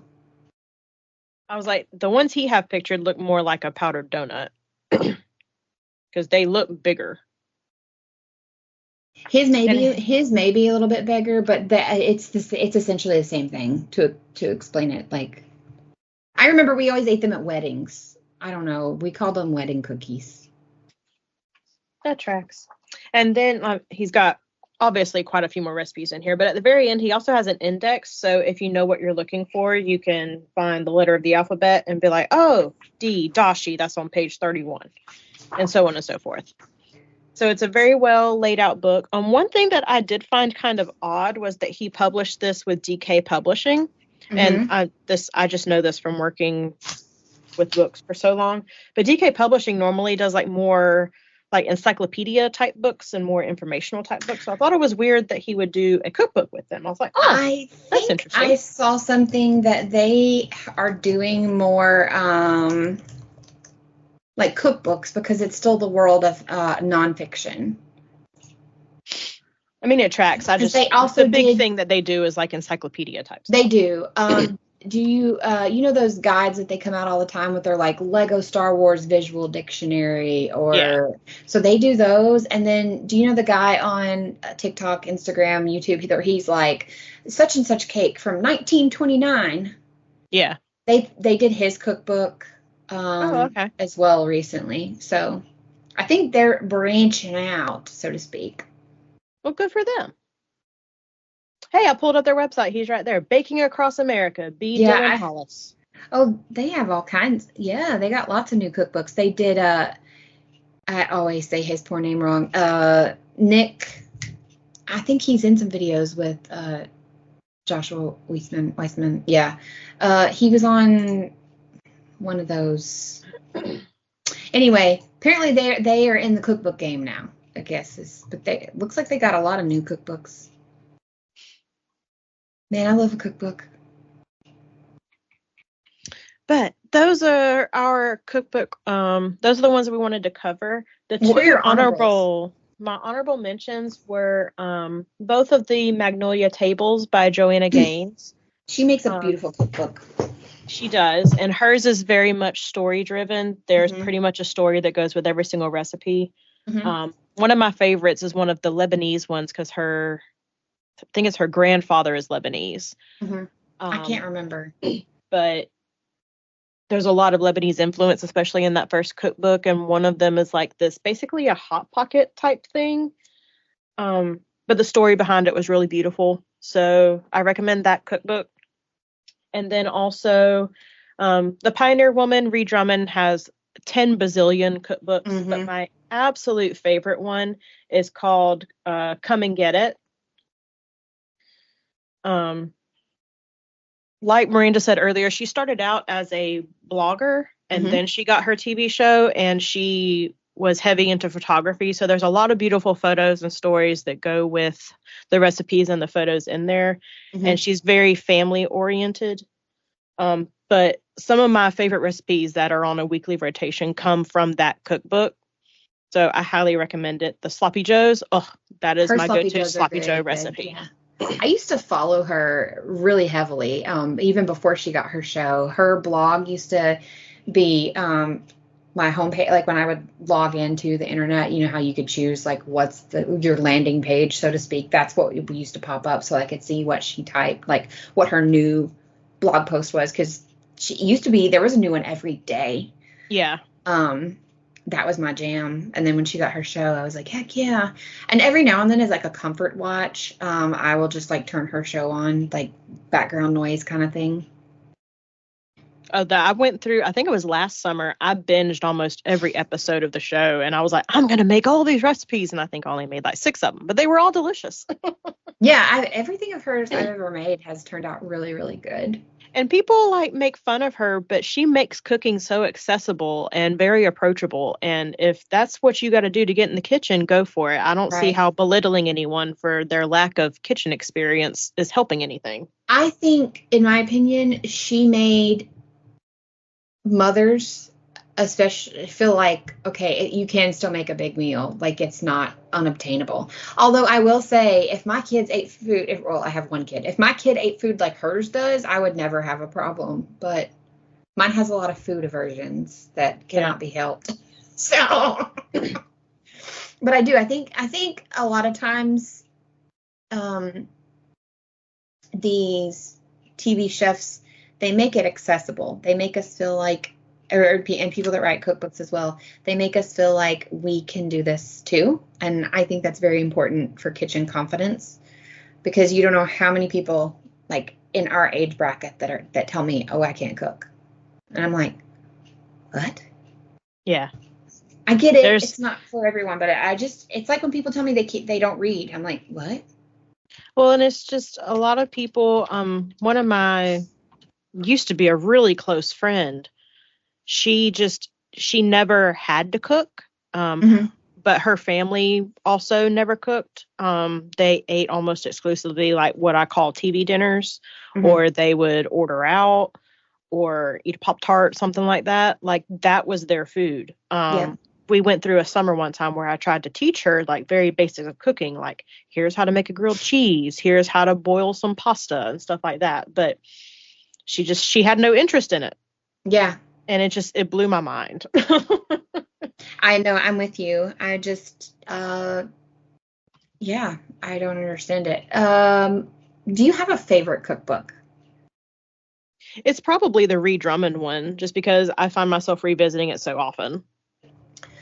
So I think mine, I do have a lot of the Rees, and I do love hers a lot, but there's two that come to mind that we use very often, and people are going to be like, no way. But one of them is a Guy Fieri cookbook that my grandmother got Jerry just like randomly. Jerry was getting like into cooking a few years into us being married. And so she got him like a couple of different ones. And we, like, for whatever reason, this Guy Fieri cookbook, like, it's now falling apart. We've used it so much. I think it's just called Guy Fieri Food. I'm pulling up the cover. Yeah, it's just called Guy Fieri Food, and it's actually where the watermelon pork taco recipe comes from. Really love that one. And then we actually have Is it the one with the cover of him like throwing something? Yeah, he's like tossing like cheese or carrot. It's orange. Okay. I'm not sure. Yeah, it's that one. Okay. It's a fantastic cookbook. We've made so many things from this cookbook. Jerry learned a lot of new techniques because, like I said, Jerry knew how to cook prior to us getting married, and it was something like he kind of liked doing, but he really got into it a couple of years after we got married. And this was like his first cookbook where he like dove all in. He was like, I'm going to make everything from here. There's an Irish nachos recipe from here we really, really love as well. But the other cookbook that is also falling apart that we literally brought with us to Europe, because even Caden was like, no, we have to take this, was the official World of Warcraft cookbook. Oh, yeah.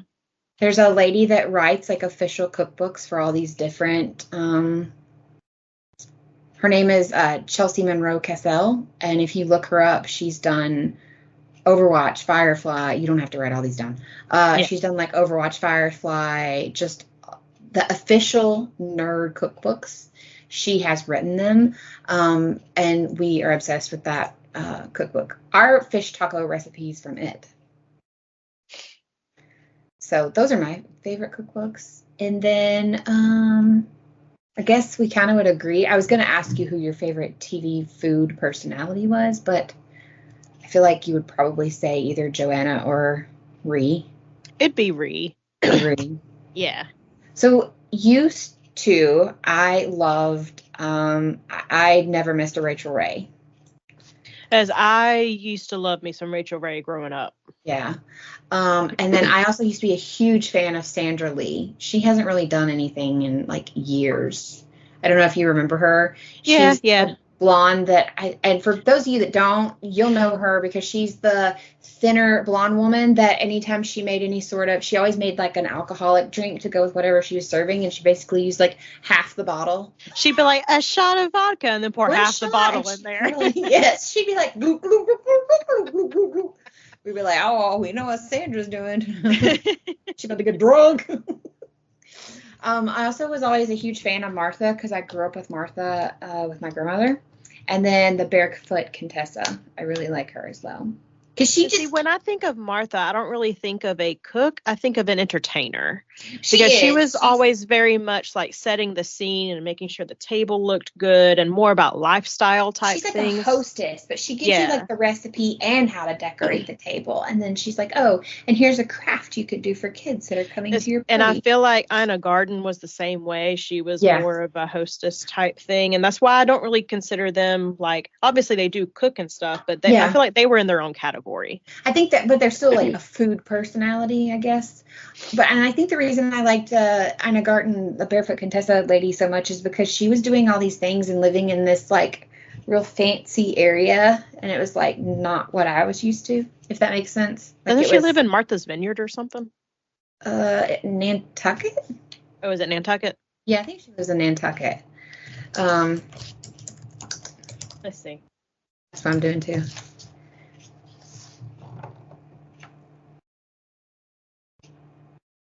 Yeah, but she's got like all the fancy stuff, and she talks about the little shops in her little area, and I'm like, ooh, I want to go there. Can't afford it.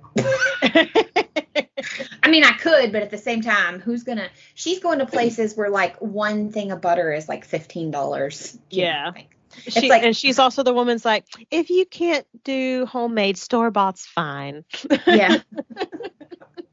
I think that's why I always liked her too. She's like, it's okay, you can buy it. Just put it on a little tray, make it look nice. I will say she has a very soothing voice, kind of like. She does. Maybe that's what it was. Yeah, she was very even toned. When I was pregnant with Caden, she was just calming. Like, she also will put a lot of alcohol into it. Man, all those ladies from that time period on the Food Network were just dumping the whole bottle in. Oh yeah. What was going on at Food Network? But I love a good cookbook. Those were our cookbooks this month. If you have a cookbook that you think we should check out or we didn't mention, let us know. Tell us all about your favorite cookbook. Next on the agenda, Miranda found this thing on TikTok. This guy was talking about it called readyourcolor.com. And it's where you go through and you answer a series of questions. It's like 24 questions.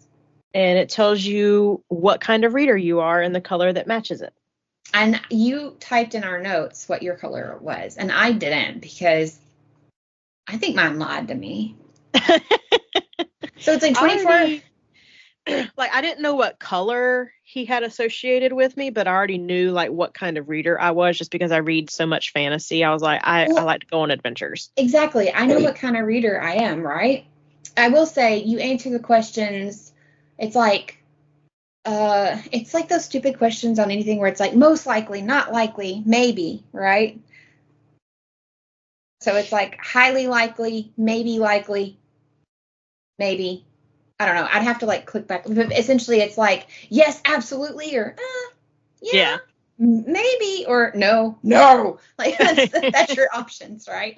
And I picked a whole lot of maybe, because I feel like I'm a pretty eclectic reader. I do pigeonhole myself every now and then, but it said here's some books that are probably your like favorites or whatever. No. We read one of these for this show, and I talked about how much I did not like it. So I got an orange reader, the Serial World Hopper. An orange reader thrives on masterful world building. They look for stories with imagination, exploration, and vivid storytelling that transports them far beyond the ordinary. They seek out expansive worlds, epic adventures, and richly detailed narratives that ignite their sense of wonder and possibility. For them, reading is about discovery, excitement, and embarking on journeys that stretch the boundaries of their imagination. And I was like, that pretty much sums me up. Mm-hmm. So what were your recommended books? They're actually books that I have never read, and only one of them is on my TBR. I got Dune by Frank Herbert, which I consider that's more sci-fi than fantasy, and I'm not a sci-fi person.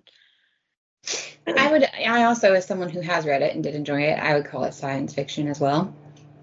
Or maybe sci-fi fantasy, that is a thing. Yeah, it is, but it's just not my thing. No. Diana Gabaldon's Outlander. Okay, I'm giving that a second shot right now. I think the premise is good, but I also know that it's very adult content, and that's just not something that I'm interested in. I will say this is the first time in my entire life that is Outlander is one that I liked the show more than the books. Then I never like a movie or usually more than a book. But that was one that I almost DNF'd, but I didn't enjoy it. And I'm like, okay, I'm going to give this a fair shot. So I restarted my journey across Outland. The one that is recommended that I do currently have on my shelf that I want to read is Brandon Sanderson, The Way of Kings. Yes, that's also on my list. But it's like over 1,000 pages, so I have not started that. Well, and it's more than one book too, right? Yeah, there's like 50 bazillion books in that series. But it says your fiction preferences are epic fantasy, richly imagined sagas, dystopian stories that challenge society norms, imaginative tales that blend realism with fantastical or speculative elements. And then it also gives you your nonfiction preferences. Mine says engaging accounts of exploration, discovery, and daring journeys, historical narratives that bring pivotal moments vividly to life, travelogues and adventure memoirs brimming with excitement and discovery, thought-provoking essays or books that speculate on humanity's future. So it just kind of sums you up as a reader. What color did you get, and what does it say about you, Miranda? So, by the way, you can be yellow, red, blue, orange, green, or purple.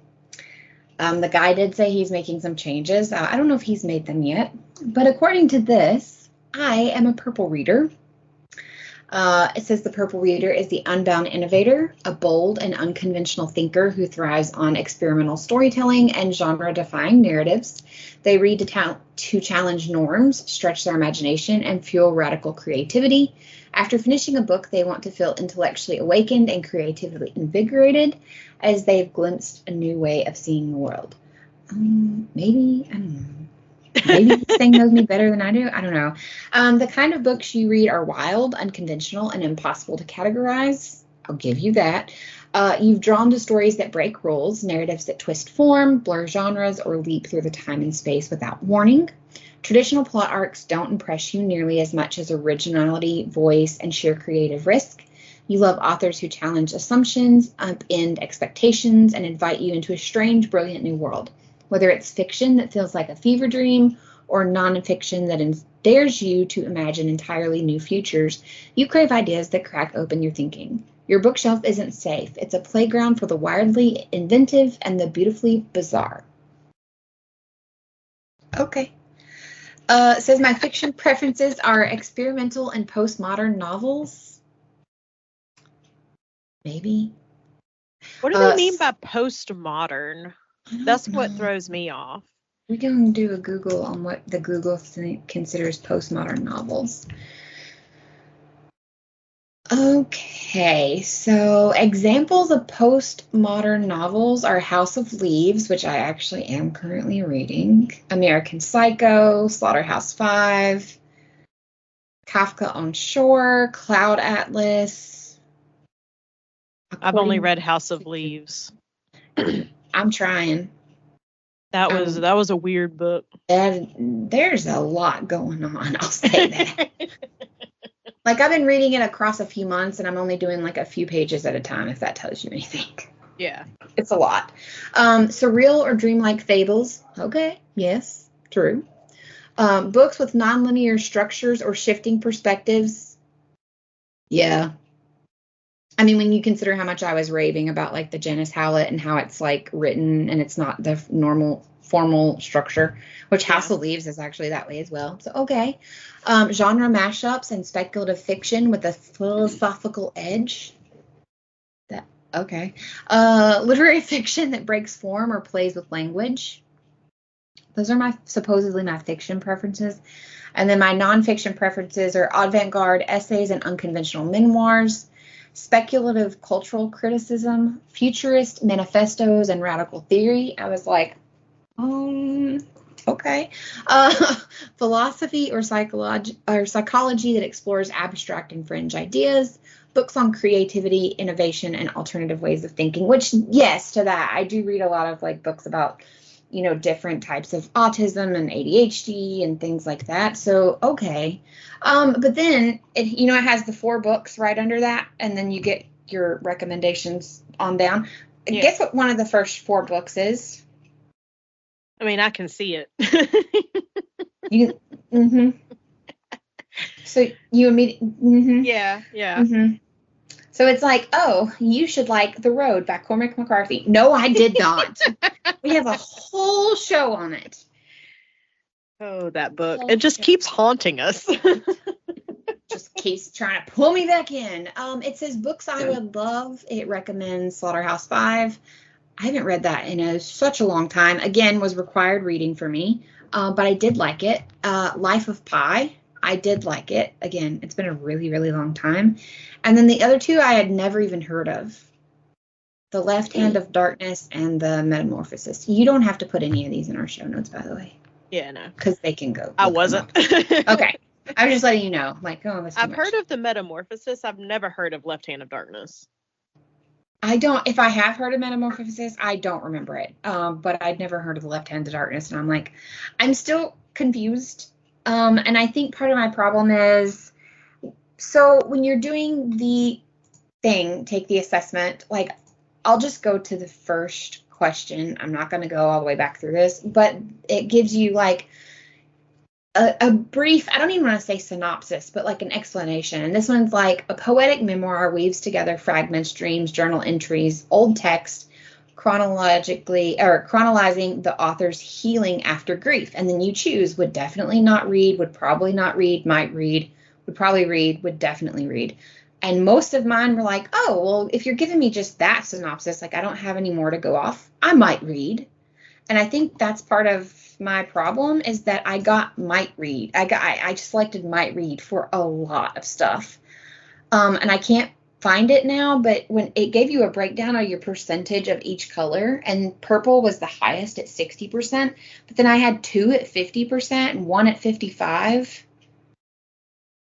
So I don't know if this is accurate assessment for me. And I'm the one that wanted to do it. But I do find it very interesting. But he did put out a new TikTok just a day or so ago that said that a lot of people were like, why didn't you ask this? Or why didn't you do that? So he said he is making some changes to it. It does say the quiz is designed to get beneath the surface of your reading preferences, not by asking you about your favorite genres, but by exploring how you think, how you feel, and approach stories. We've blended insights from reader psychology, narrative theory, and thousands of book reviews and patterns to create a system that helps you find books that you will actually finish and love. My problem with that is one of your books you recommended me, I absolutely hated. And I don't hate many books. I am accused of often loving every book I read. So. But the website is called readyourcolor.com. I will put it in the show notes if you want to. If you're listening to this while you're driving, you can do it when you get home. And I think I reposted his original video on with our TikTok as well. Okay, good. Yeah, I'm pretty sure I did. Yeah, so read your color and find out which of the 8 reader types you are and tell us. Yeah, because I was going through to see what the other colors were. I'm definitely not a green reader. Definitely not a green. I didn't look. Let's see. Green is basically nonfiction. Oh, it's just all the nonfiction. I was like, oof, that is not me. Oh, yeah, I see. It says under fiction, it says rarely read for escapism or entertainment. Yeah, that's not. Yeah, no. I'm like, get me out of here. Yeah, no. Your orange made a lot of sense to me as like for me as well. Blue, literary fiction, richly drawn characters, reflective novels, poetic stories. Okay, blue is a maybe. Maybe. So red is also a maybe for me. You're basically, that's the fast-paced thriller type stuff, and I do read a lot of those. Oh, I love a lot of that. Yeah. So I'm kind of surprised I didn't get that one because all the recommended books on there, I'm like, heck yeah, I love all those books. But I think it's the amount of fantasy probably. And then honestly, yellow, I could see both of us being a yellow. Which one was yellow? Let me go back. It's got like an Emily Henry. Yeah. It's got Where the Crawdads Sing, Little Women, Everything I Never Told You. Like I could see either one of us getting yellow. Yeah. But yeah, no. The only one that I was like, heck nah, is green. Don't get me wrong, I do read the occasional nonfiction for like a palate cleanser, but it has to be something that I'm already interested in. I'm not just going to go seek out a nonfiction. Exactly. I don't, most all the nonfictions that I read have to do with, like you said, the things that I enjoy in my life. Cookbooks are nonfiction, so like perfect.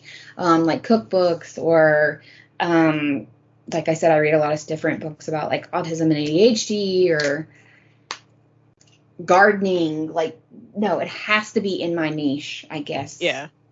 Yeah. But I mean, if you're interested, check out Your Color. I was like, Bianca, let's do this. And then now I'm like, okay. Well, no, it's still fun. I'm going to pay attention. And when he says, okay, everything's redone, take your test again, I'm going to see if I get a different answer.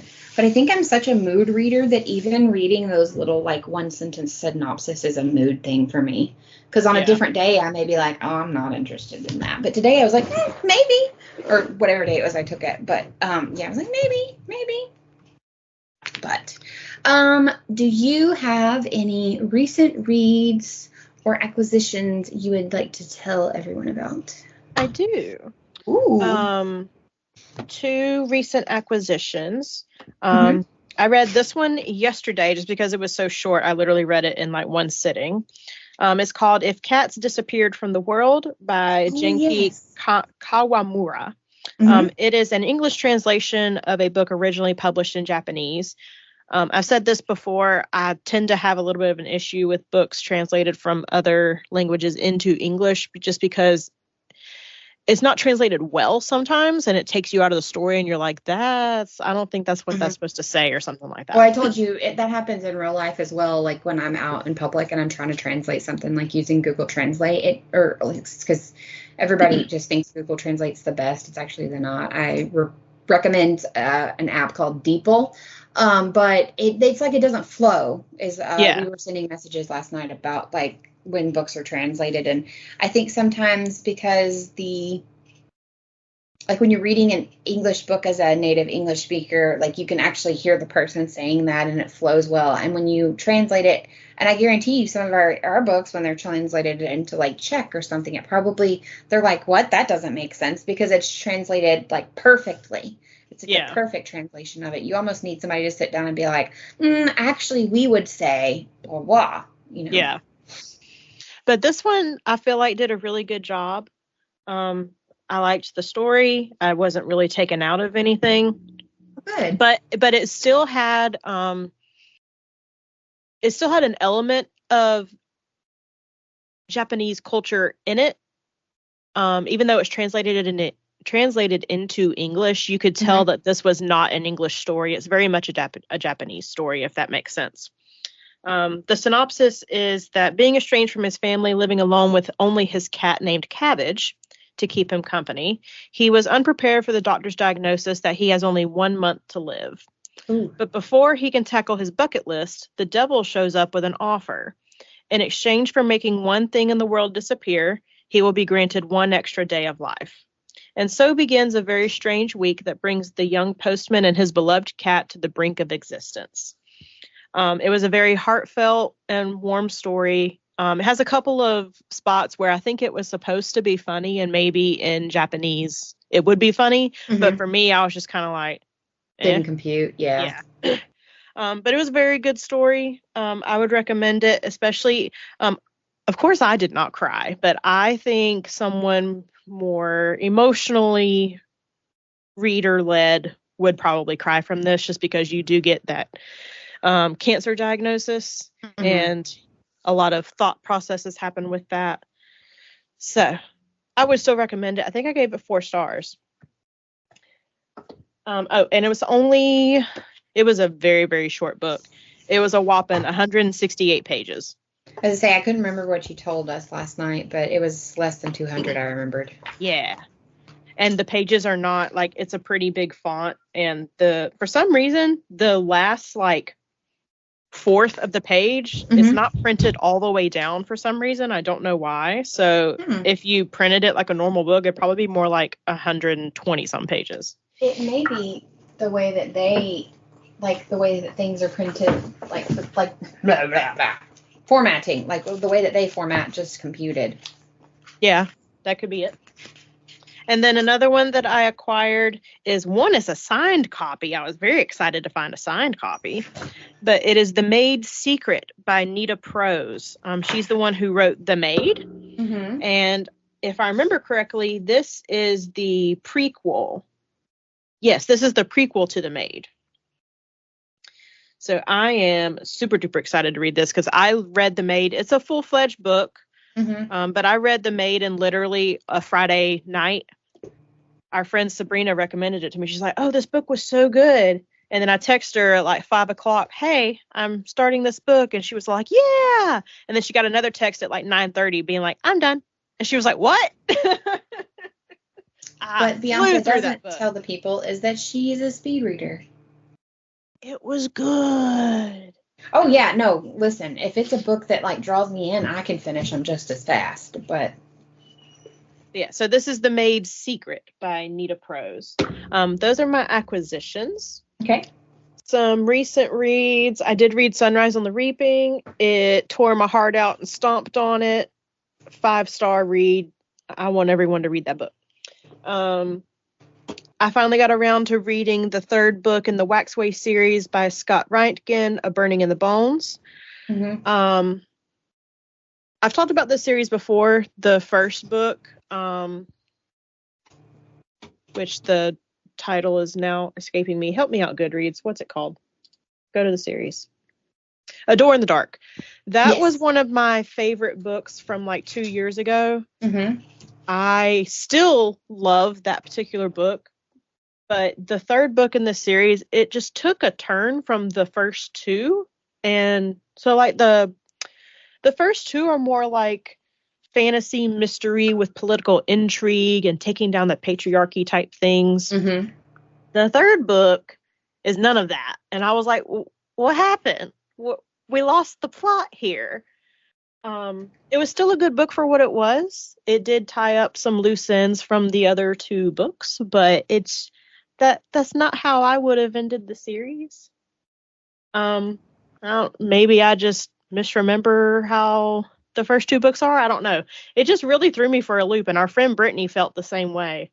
Because I got her into the series, and she texted me Saturday morning, and she was like, "Is this what we're doing?" I was like, "That's what we're doing."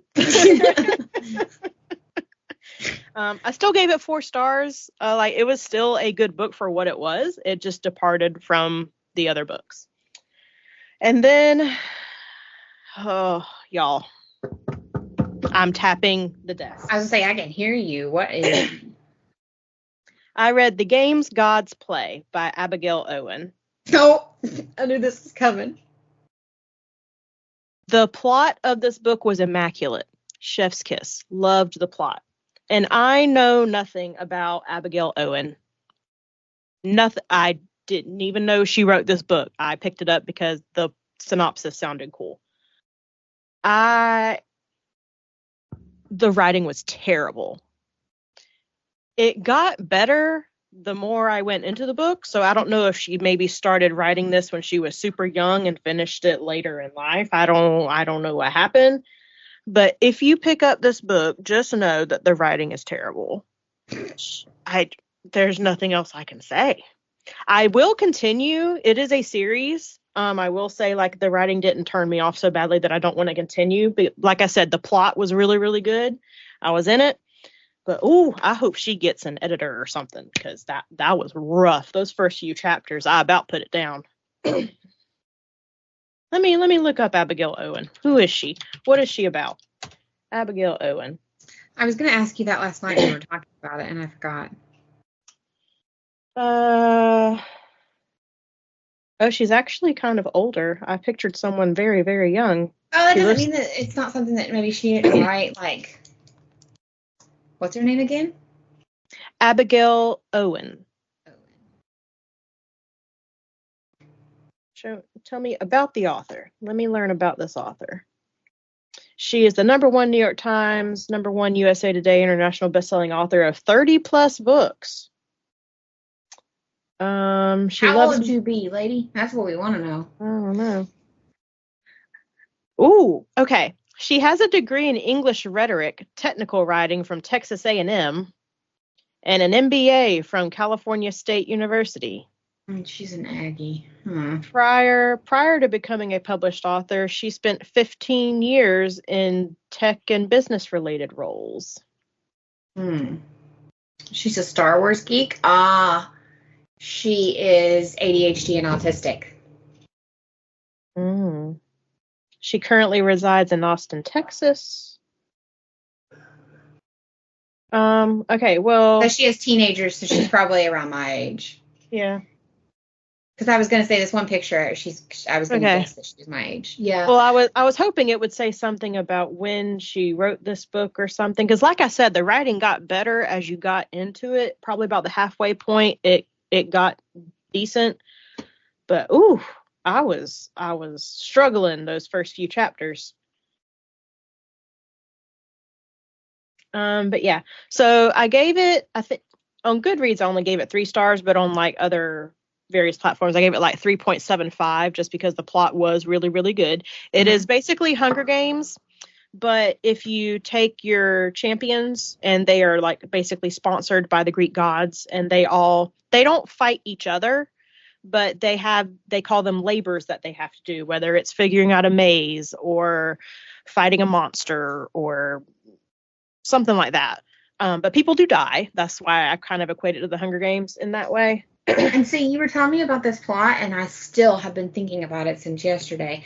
I feel like I have heard this before. And I'm not saying she stole it from somebody. That's not what I'm saying. I'm just saying there was either been like a movie or another book that explored a similar thing where the Greek gods pick people to fight for them, and they have to do these like different tasks is how they fight. And I feel like I have heard that before. I don't know. And my other gripe with the book is like the plot was pretty consistent throughout. It had really good pacing. That wasn't an issue that I had. But like the last 3 chapters, everything came to a head and it felt very, very, very, very rushed. Oh, she's Sarah J. Maas. Well, maybe, I don't know. She's notorious for giving you everything in the last 100 pages. Oh, this was like the last 15 pages. Oh, Jesus. She's worse. When I say it was rushed, like the pacing just fell off those last few chapters. Because when I say chapters, this is a book where the chapters are like 3 and 4 pages each. Let me give context there. But yeah, so writing wasn't great. The ending was very rushed, but the plot's still good. So I would still recommend it if you're in the mood for a Hunger Games type, like if you're stuck in a rut after reading Sunrise on the Reaping like the rest of us, and you were like, I don't want to read Hunger Games again, but I need something like it to quench that bite. This would be a good one to do that with. And the second one has been announced. I don't know if it's out yet, though. Let me double check. It's going to be called The Things Gods Break. Oh, it's supposed to be published this year. I did read this on Libby. I'm glad I did not spend money on it personally, but I would pick it up on Libby. I was not wrong. What? There is another book. It's from 2006. What's it called? It says, according to this Reddit post, because someone else was looking for it as well, it's called So This Is How It Ends. So This Is How It Ends. By, I think you pronounce it as Tui. Tui Sutherland? Tui Sutherland, yeah. Okay. So, because the person on Reddit said, it was a young adult book I read probably 8 or 9 years ago where mythological gods of history were real and had to choose champions. These champions fought against each other in a free-for-all battle throughout the world to decide which god was the best. I remember the more well-known gods were able to bestow better abilities on their champions, but the main character was a champion of a lesser-known deity. I believe main antagonist was the champion of a very well-known Greek, Roman, maybe Egyptian god. I thought that, like, basic premise of her book, again, I'm not saying she stole the idea because it's a basic idea. I was like, that sounds so familiar. And that one's actually, it's a children's book. It says for ages 12 to 15 on that one. Yes, it'd be middle grade. Yeah. But I thought that it just in general, I was like, this sounds familiar. Which also, let me just say, the games God played, that is not YA or for children. Mm-hmm. That is told from the point of view of Hades champion. And there is some Bianca no time with Hades. So there was quite a few pages where I was skimming. Because of what you said to me. So Bianca goes. So it's Hades. I know. I grew up with the Disney version of Hercules. You can describe Hades all you want to, which she did. Hades, Abigail Owen describes Hades as this very handsome man. There's been several versions of Hades where he's been a very handsome man. But all Bianca's brain could figure out was blue hair with a sassy attitude. Hi, how you doing? Hey, how you doing? I get the concept. That's all I could picture. So those few chapters were kind of awkward for me because I was just like, James Woods. Oh, me. Okay. What were your recent reads and acquisitions, Miranda? So I only really have one acquisition. I did acquiesce a bunch of stuff, but it was all for the library project. But for myself, I bought a book I'd never heard of before. It's called The Murder Hypothesis by Sarah Wishart. Is that Sarah with an H? With an H, yes. And the front of it has like a vial of blood, and it says, make an observation, conduct an experiment, catch a murderer. It is written like a typical novel, but it had a few things throughout it that made me think of Janice Hallett. There's some different like charts and messages and stuff, and I was like, ooh, yes, please. It also was very reasonably priced because sometimes English books over here are it's usually at least $15. And this one was not. This one was like $10. So I was like, yeah. And it is like 470 pages, but I'm excited because it just seems very intriguing. It says, science-obsessed Grace's fresh start with her dad in Devon is derailed when the smart speaker in their new house comes alive at midnight and says, I'm going to murder you. After Grace begins to investigate, she uncovers 4 mysterious deaths, all supposedly accidents, that are linked to this device.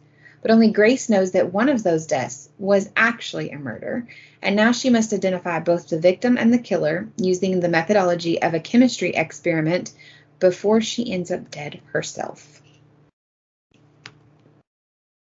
Sounds like it's right up your alley. It is very much up my alley. It's like, do you remember the movie Smart House from Disney all those years ago? Yeah, I used to love that movie. Yeah, so I feel like it's like grown-up Smart House mixed with it's now a murder mystery. And I was like, yeah. So that's really all I've purchased. As far as books I have read, I'm going to have a talk with the Fable people. There's been several books I have not been able to put on Fable lately because they're not on the list. And now they do have a request to add them thing. But I'm like, y'all are really messing up my reading numbers over here. I had to do that with one of mine. Which one was it? Oh, I think it was Burning in the Bones. I think I had to request to add that one to Fable. And I was like, this is a pretty prominent book. Yeah, I had to request 2 that I did from Audible, so I was like, why are you not showing on here? And then I just had to request the cookbook that I chose, which that one, maybe, okay, but it was on Goodreads, so I have had to do that, so my numbers are skewed, but as I mentioned, I have gone back and decided I'm going to make my way through the Outlander series, because before I only ever read book 1, and if you want to hear me complain about it, I do in our Second Chance show. Yep. So I did, and I think maybe I just was not giving it a fair shot. I did give it a higher rating this time. I think I still only gave it like a 3.5. Because there are just some parts where I'm like, okay, you were again, same complaint as I had before. There are just parts where you're just describing one thing for so long. Just But the story itself is really good, and it does add in some things that you lose in the TV show because you do only have so many minutes to show as much as possible. So, okay, I'm giving it a shot. I will go on to book 2. And then I also read The Handmaid's Tale. That's a good one. It's a very good one. Creepy. It's very creepy. But it's not creepy in the way that people, when you first think of the word creepy, you think of like maybe like a... You think like a serial killer type right, thing. You're thinking people, like, oh, when I say creepy in a Grady Hendrix, then yeah, that's like the true definition of creepy. This is creepy, and because there were parts where I was reading it and I was thinking, wow, it's scary how this could actually...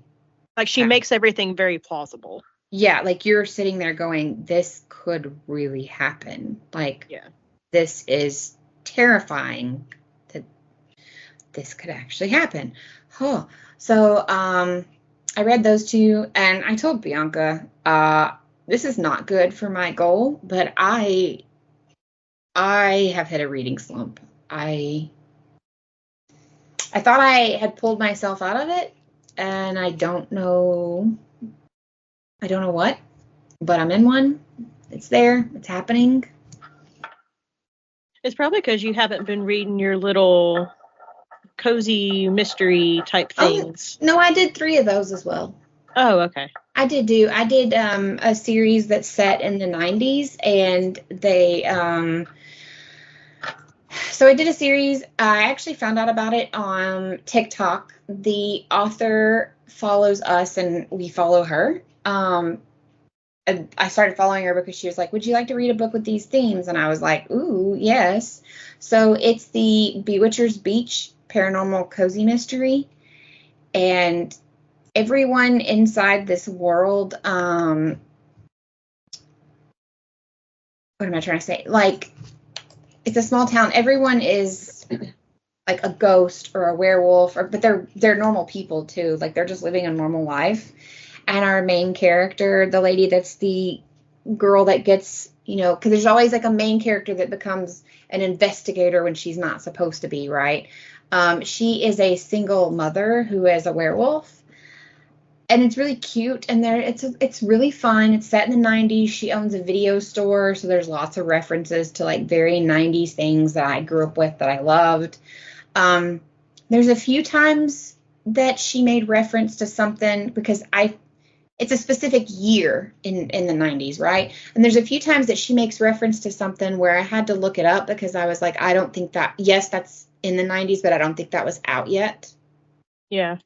But she does a really good job overall, and I really enjoyed it. And I could like actually visualize this town, and like, I would love to go there. Like, I would love to live there.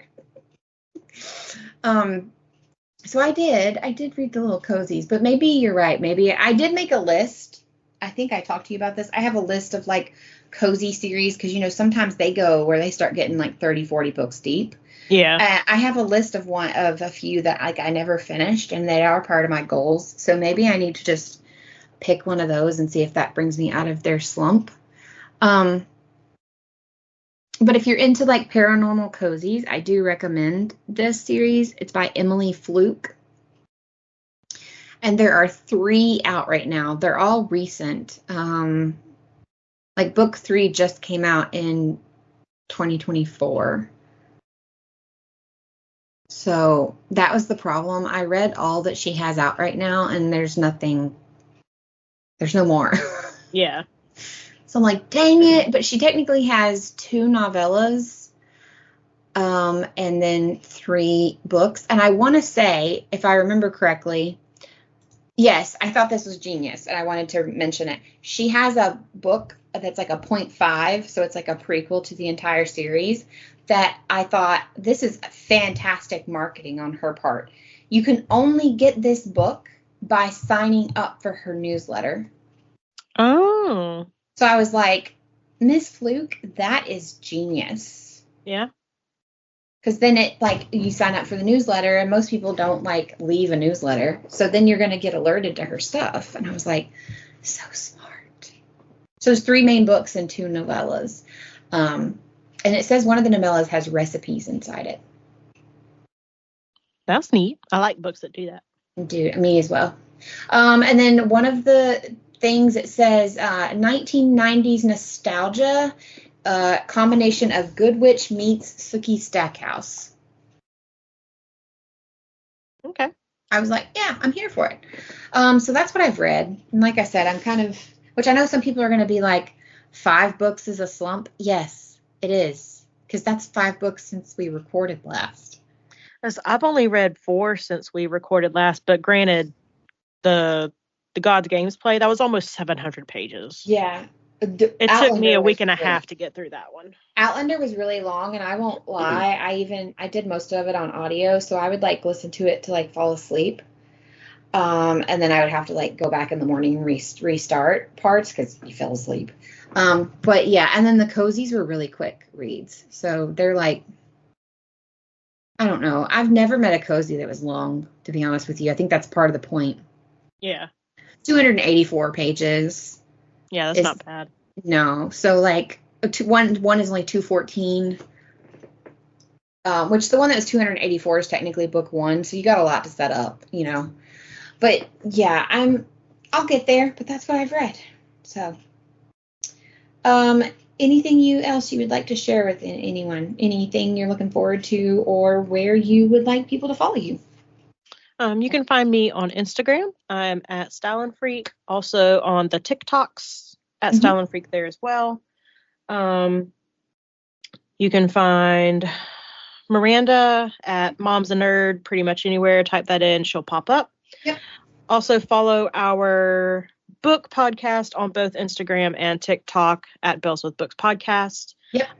Something I do want to mention is Miranda and I are aware that if you try to look up our older episodes on Spotify or Apple, we know they do not populate. This is a problem for like our entire feed and other shows as well that aren't on our feed. Like this is like apparently just a problem right now across a few platforms in general.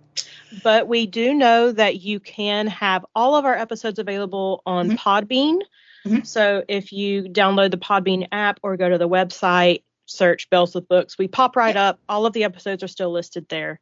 Yeah. So when we reference, hey, we talked about such and such in this episode, and you're like, dang, I can't find this on Spotify or whatever you're listening on, go to Podbean. They're all listed there. It's like some sort of communication error between the, like, Spotify is telling me, hey, go talk to Podbean. Podbean is saying we don't see an issue. So it's been lots of customer service hours, and I'm not getting anywhere. So go to placebnation.com, and like Bianca said, type in Bells with Books. It doesn't give them to you in a specific order. I don't know why the podcast or why the website does that, but it does give you all of them, and you can go back from one. And I am still working on converting all of them. It is a labor of love, especially since we're this many episodes in as we are. Like, it's not a quick thing, but I am converting them where fairly soon, hopefully within the next month, you will be able to go to YouTube. It will not be video format, as in the sense of like you'll suddenly get to see Bianca and I, maybe down the road, but right now it will just be where you can listen. Right now we like looking like trolls and not caring. Exactly, because for like me, it's midnight. So like the troll is in the dungeon. You know, she's actually, no, she's not in the dungeon. She's fully here. So those will be coming when that does take place. I will probably, unless it's the day we're recording it happens, you'll find out on our socials, so be sure you're definitely following us there.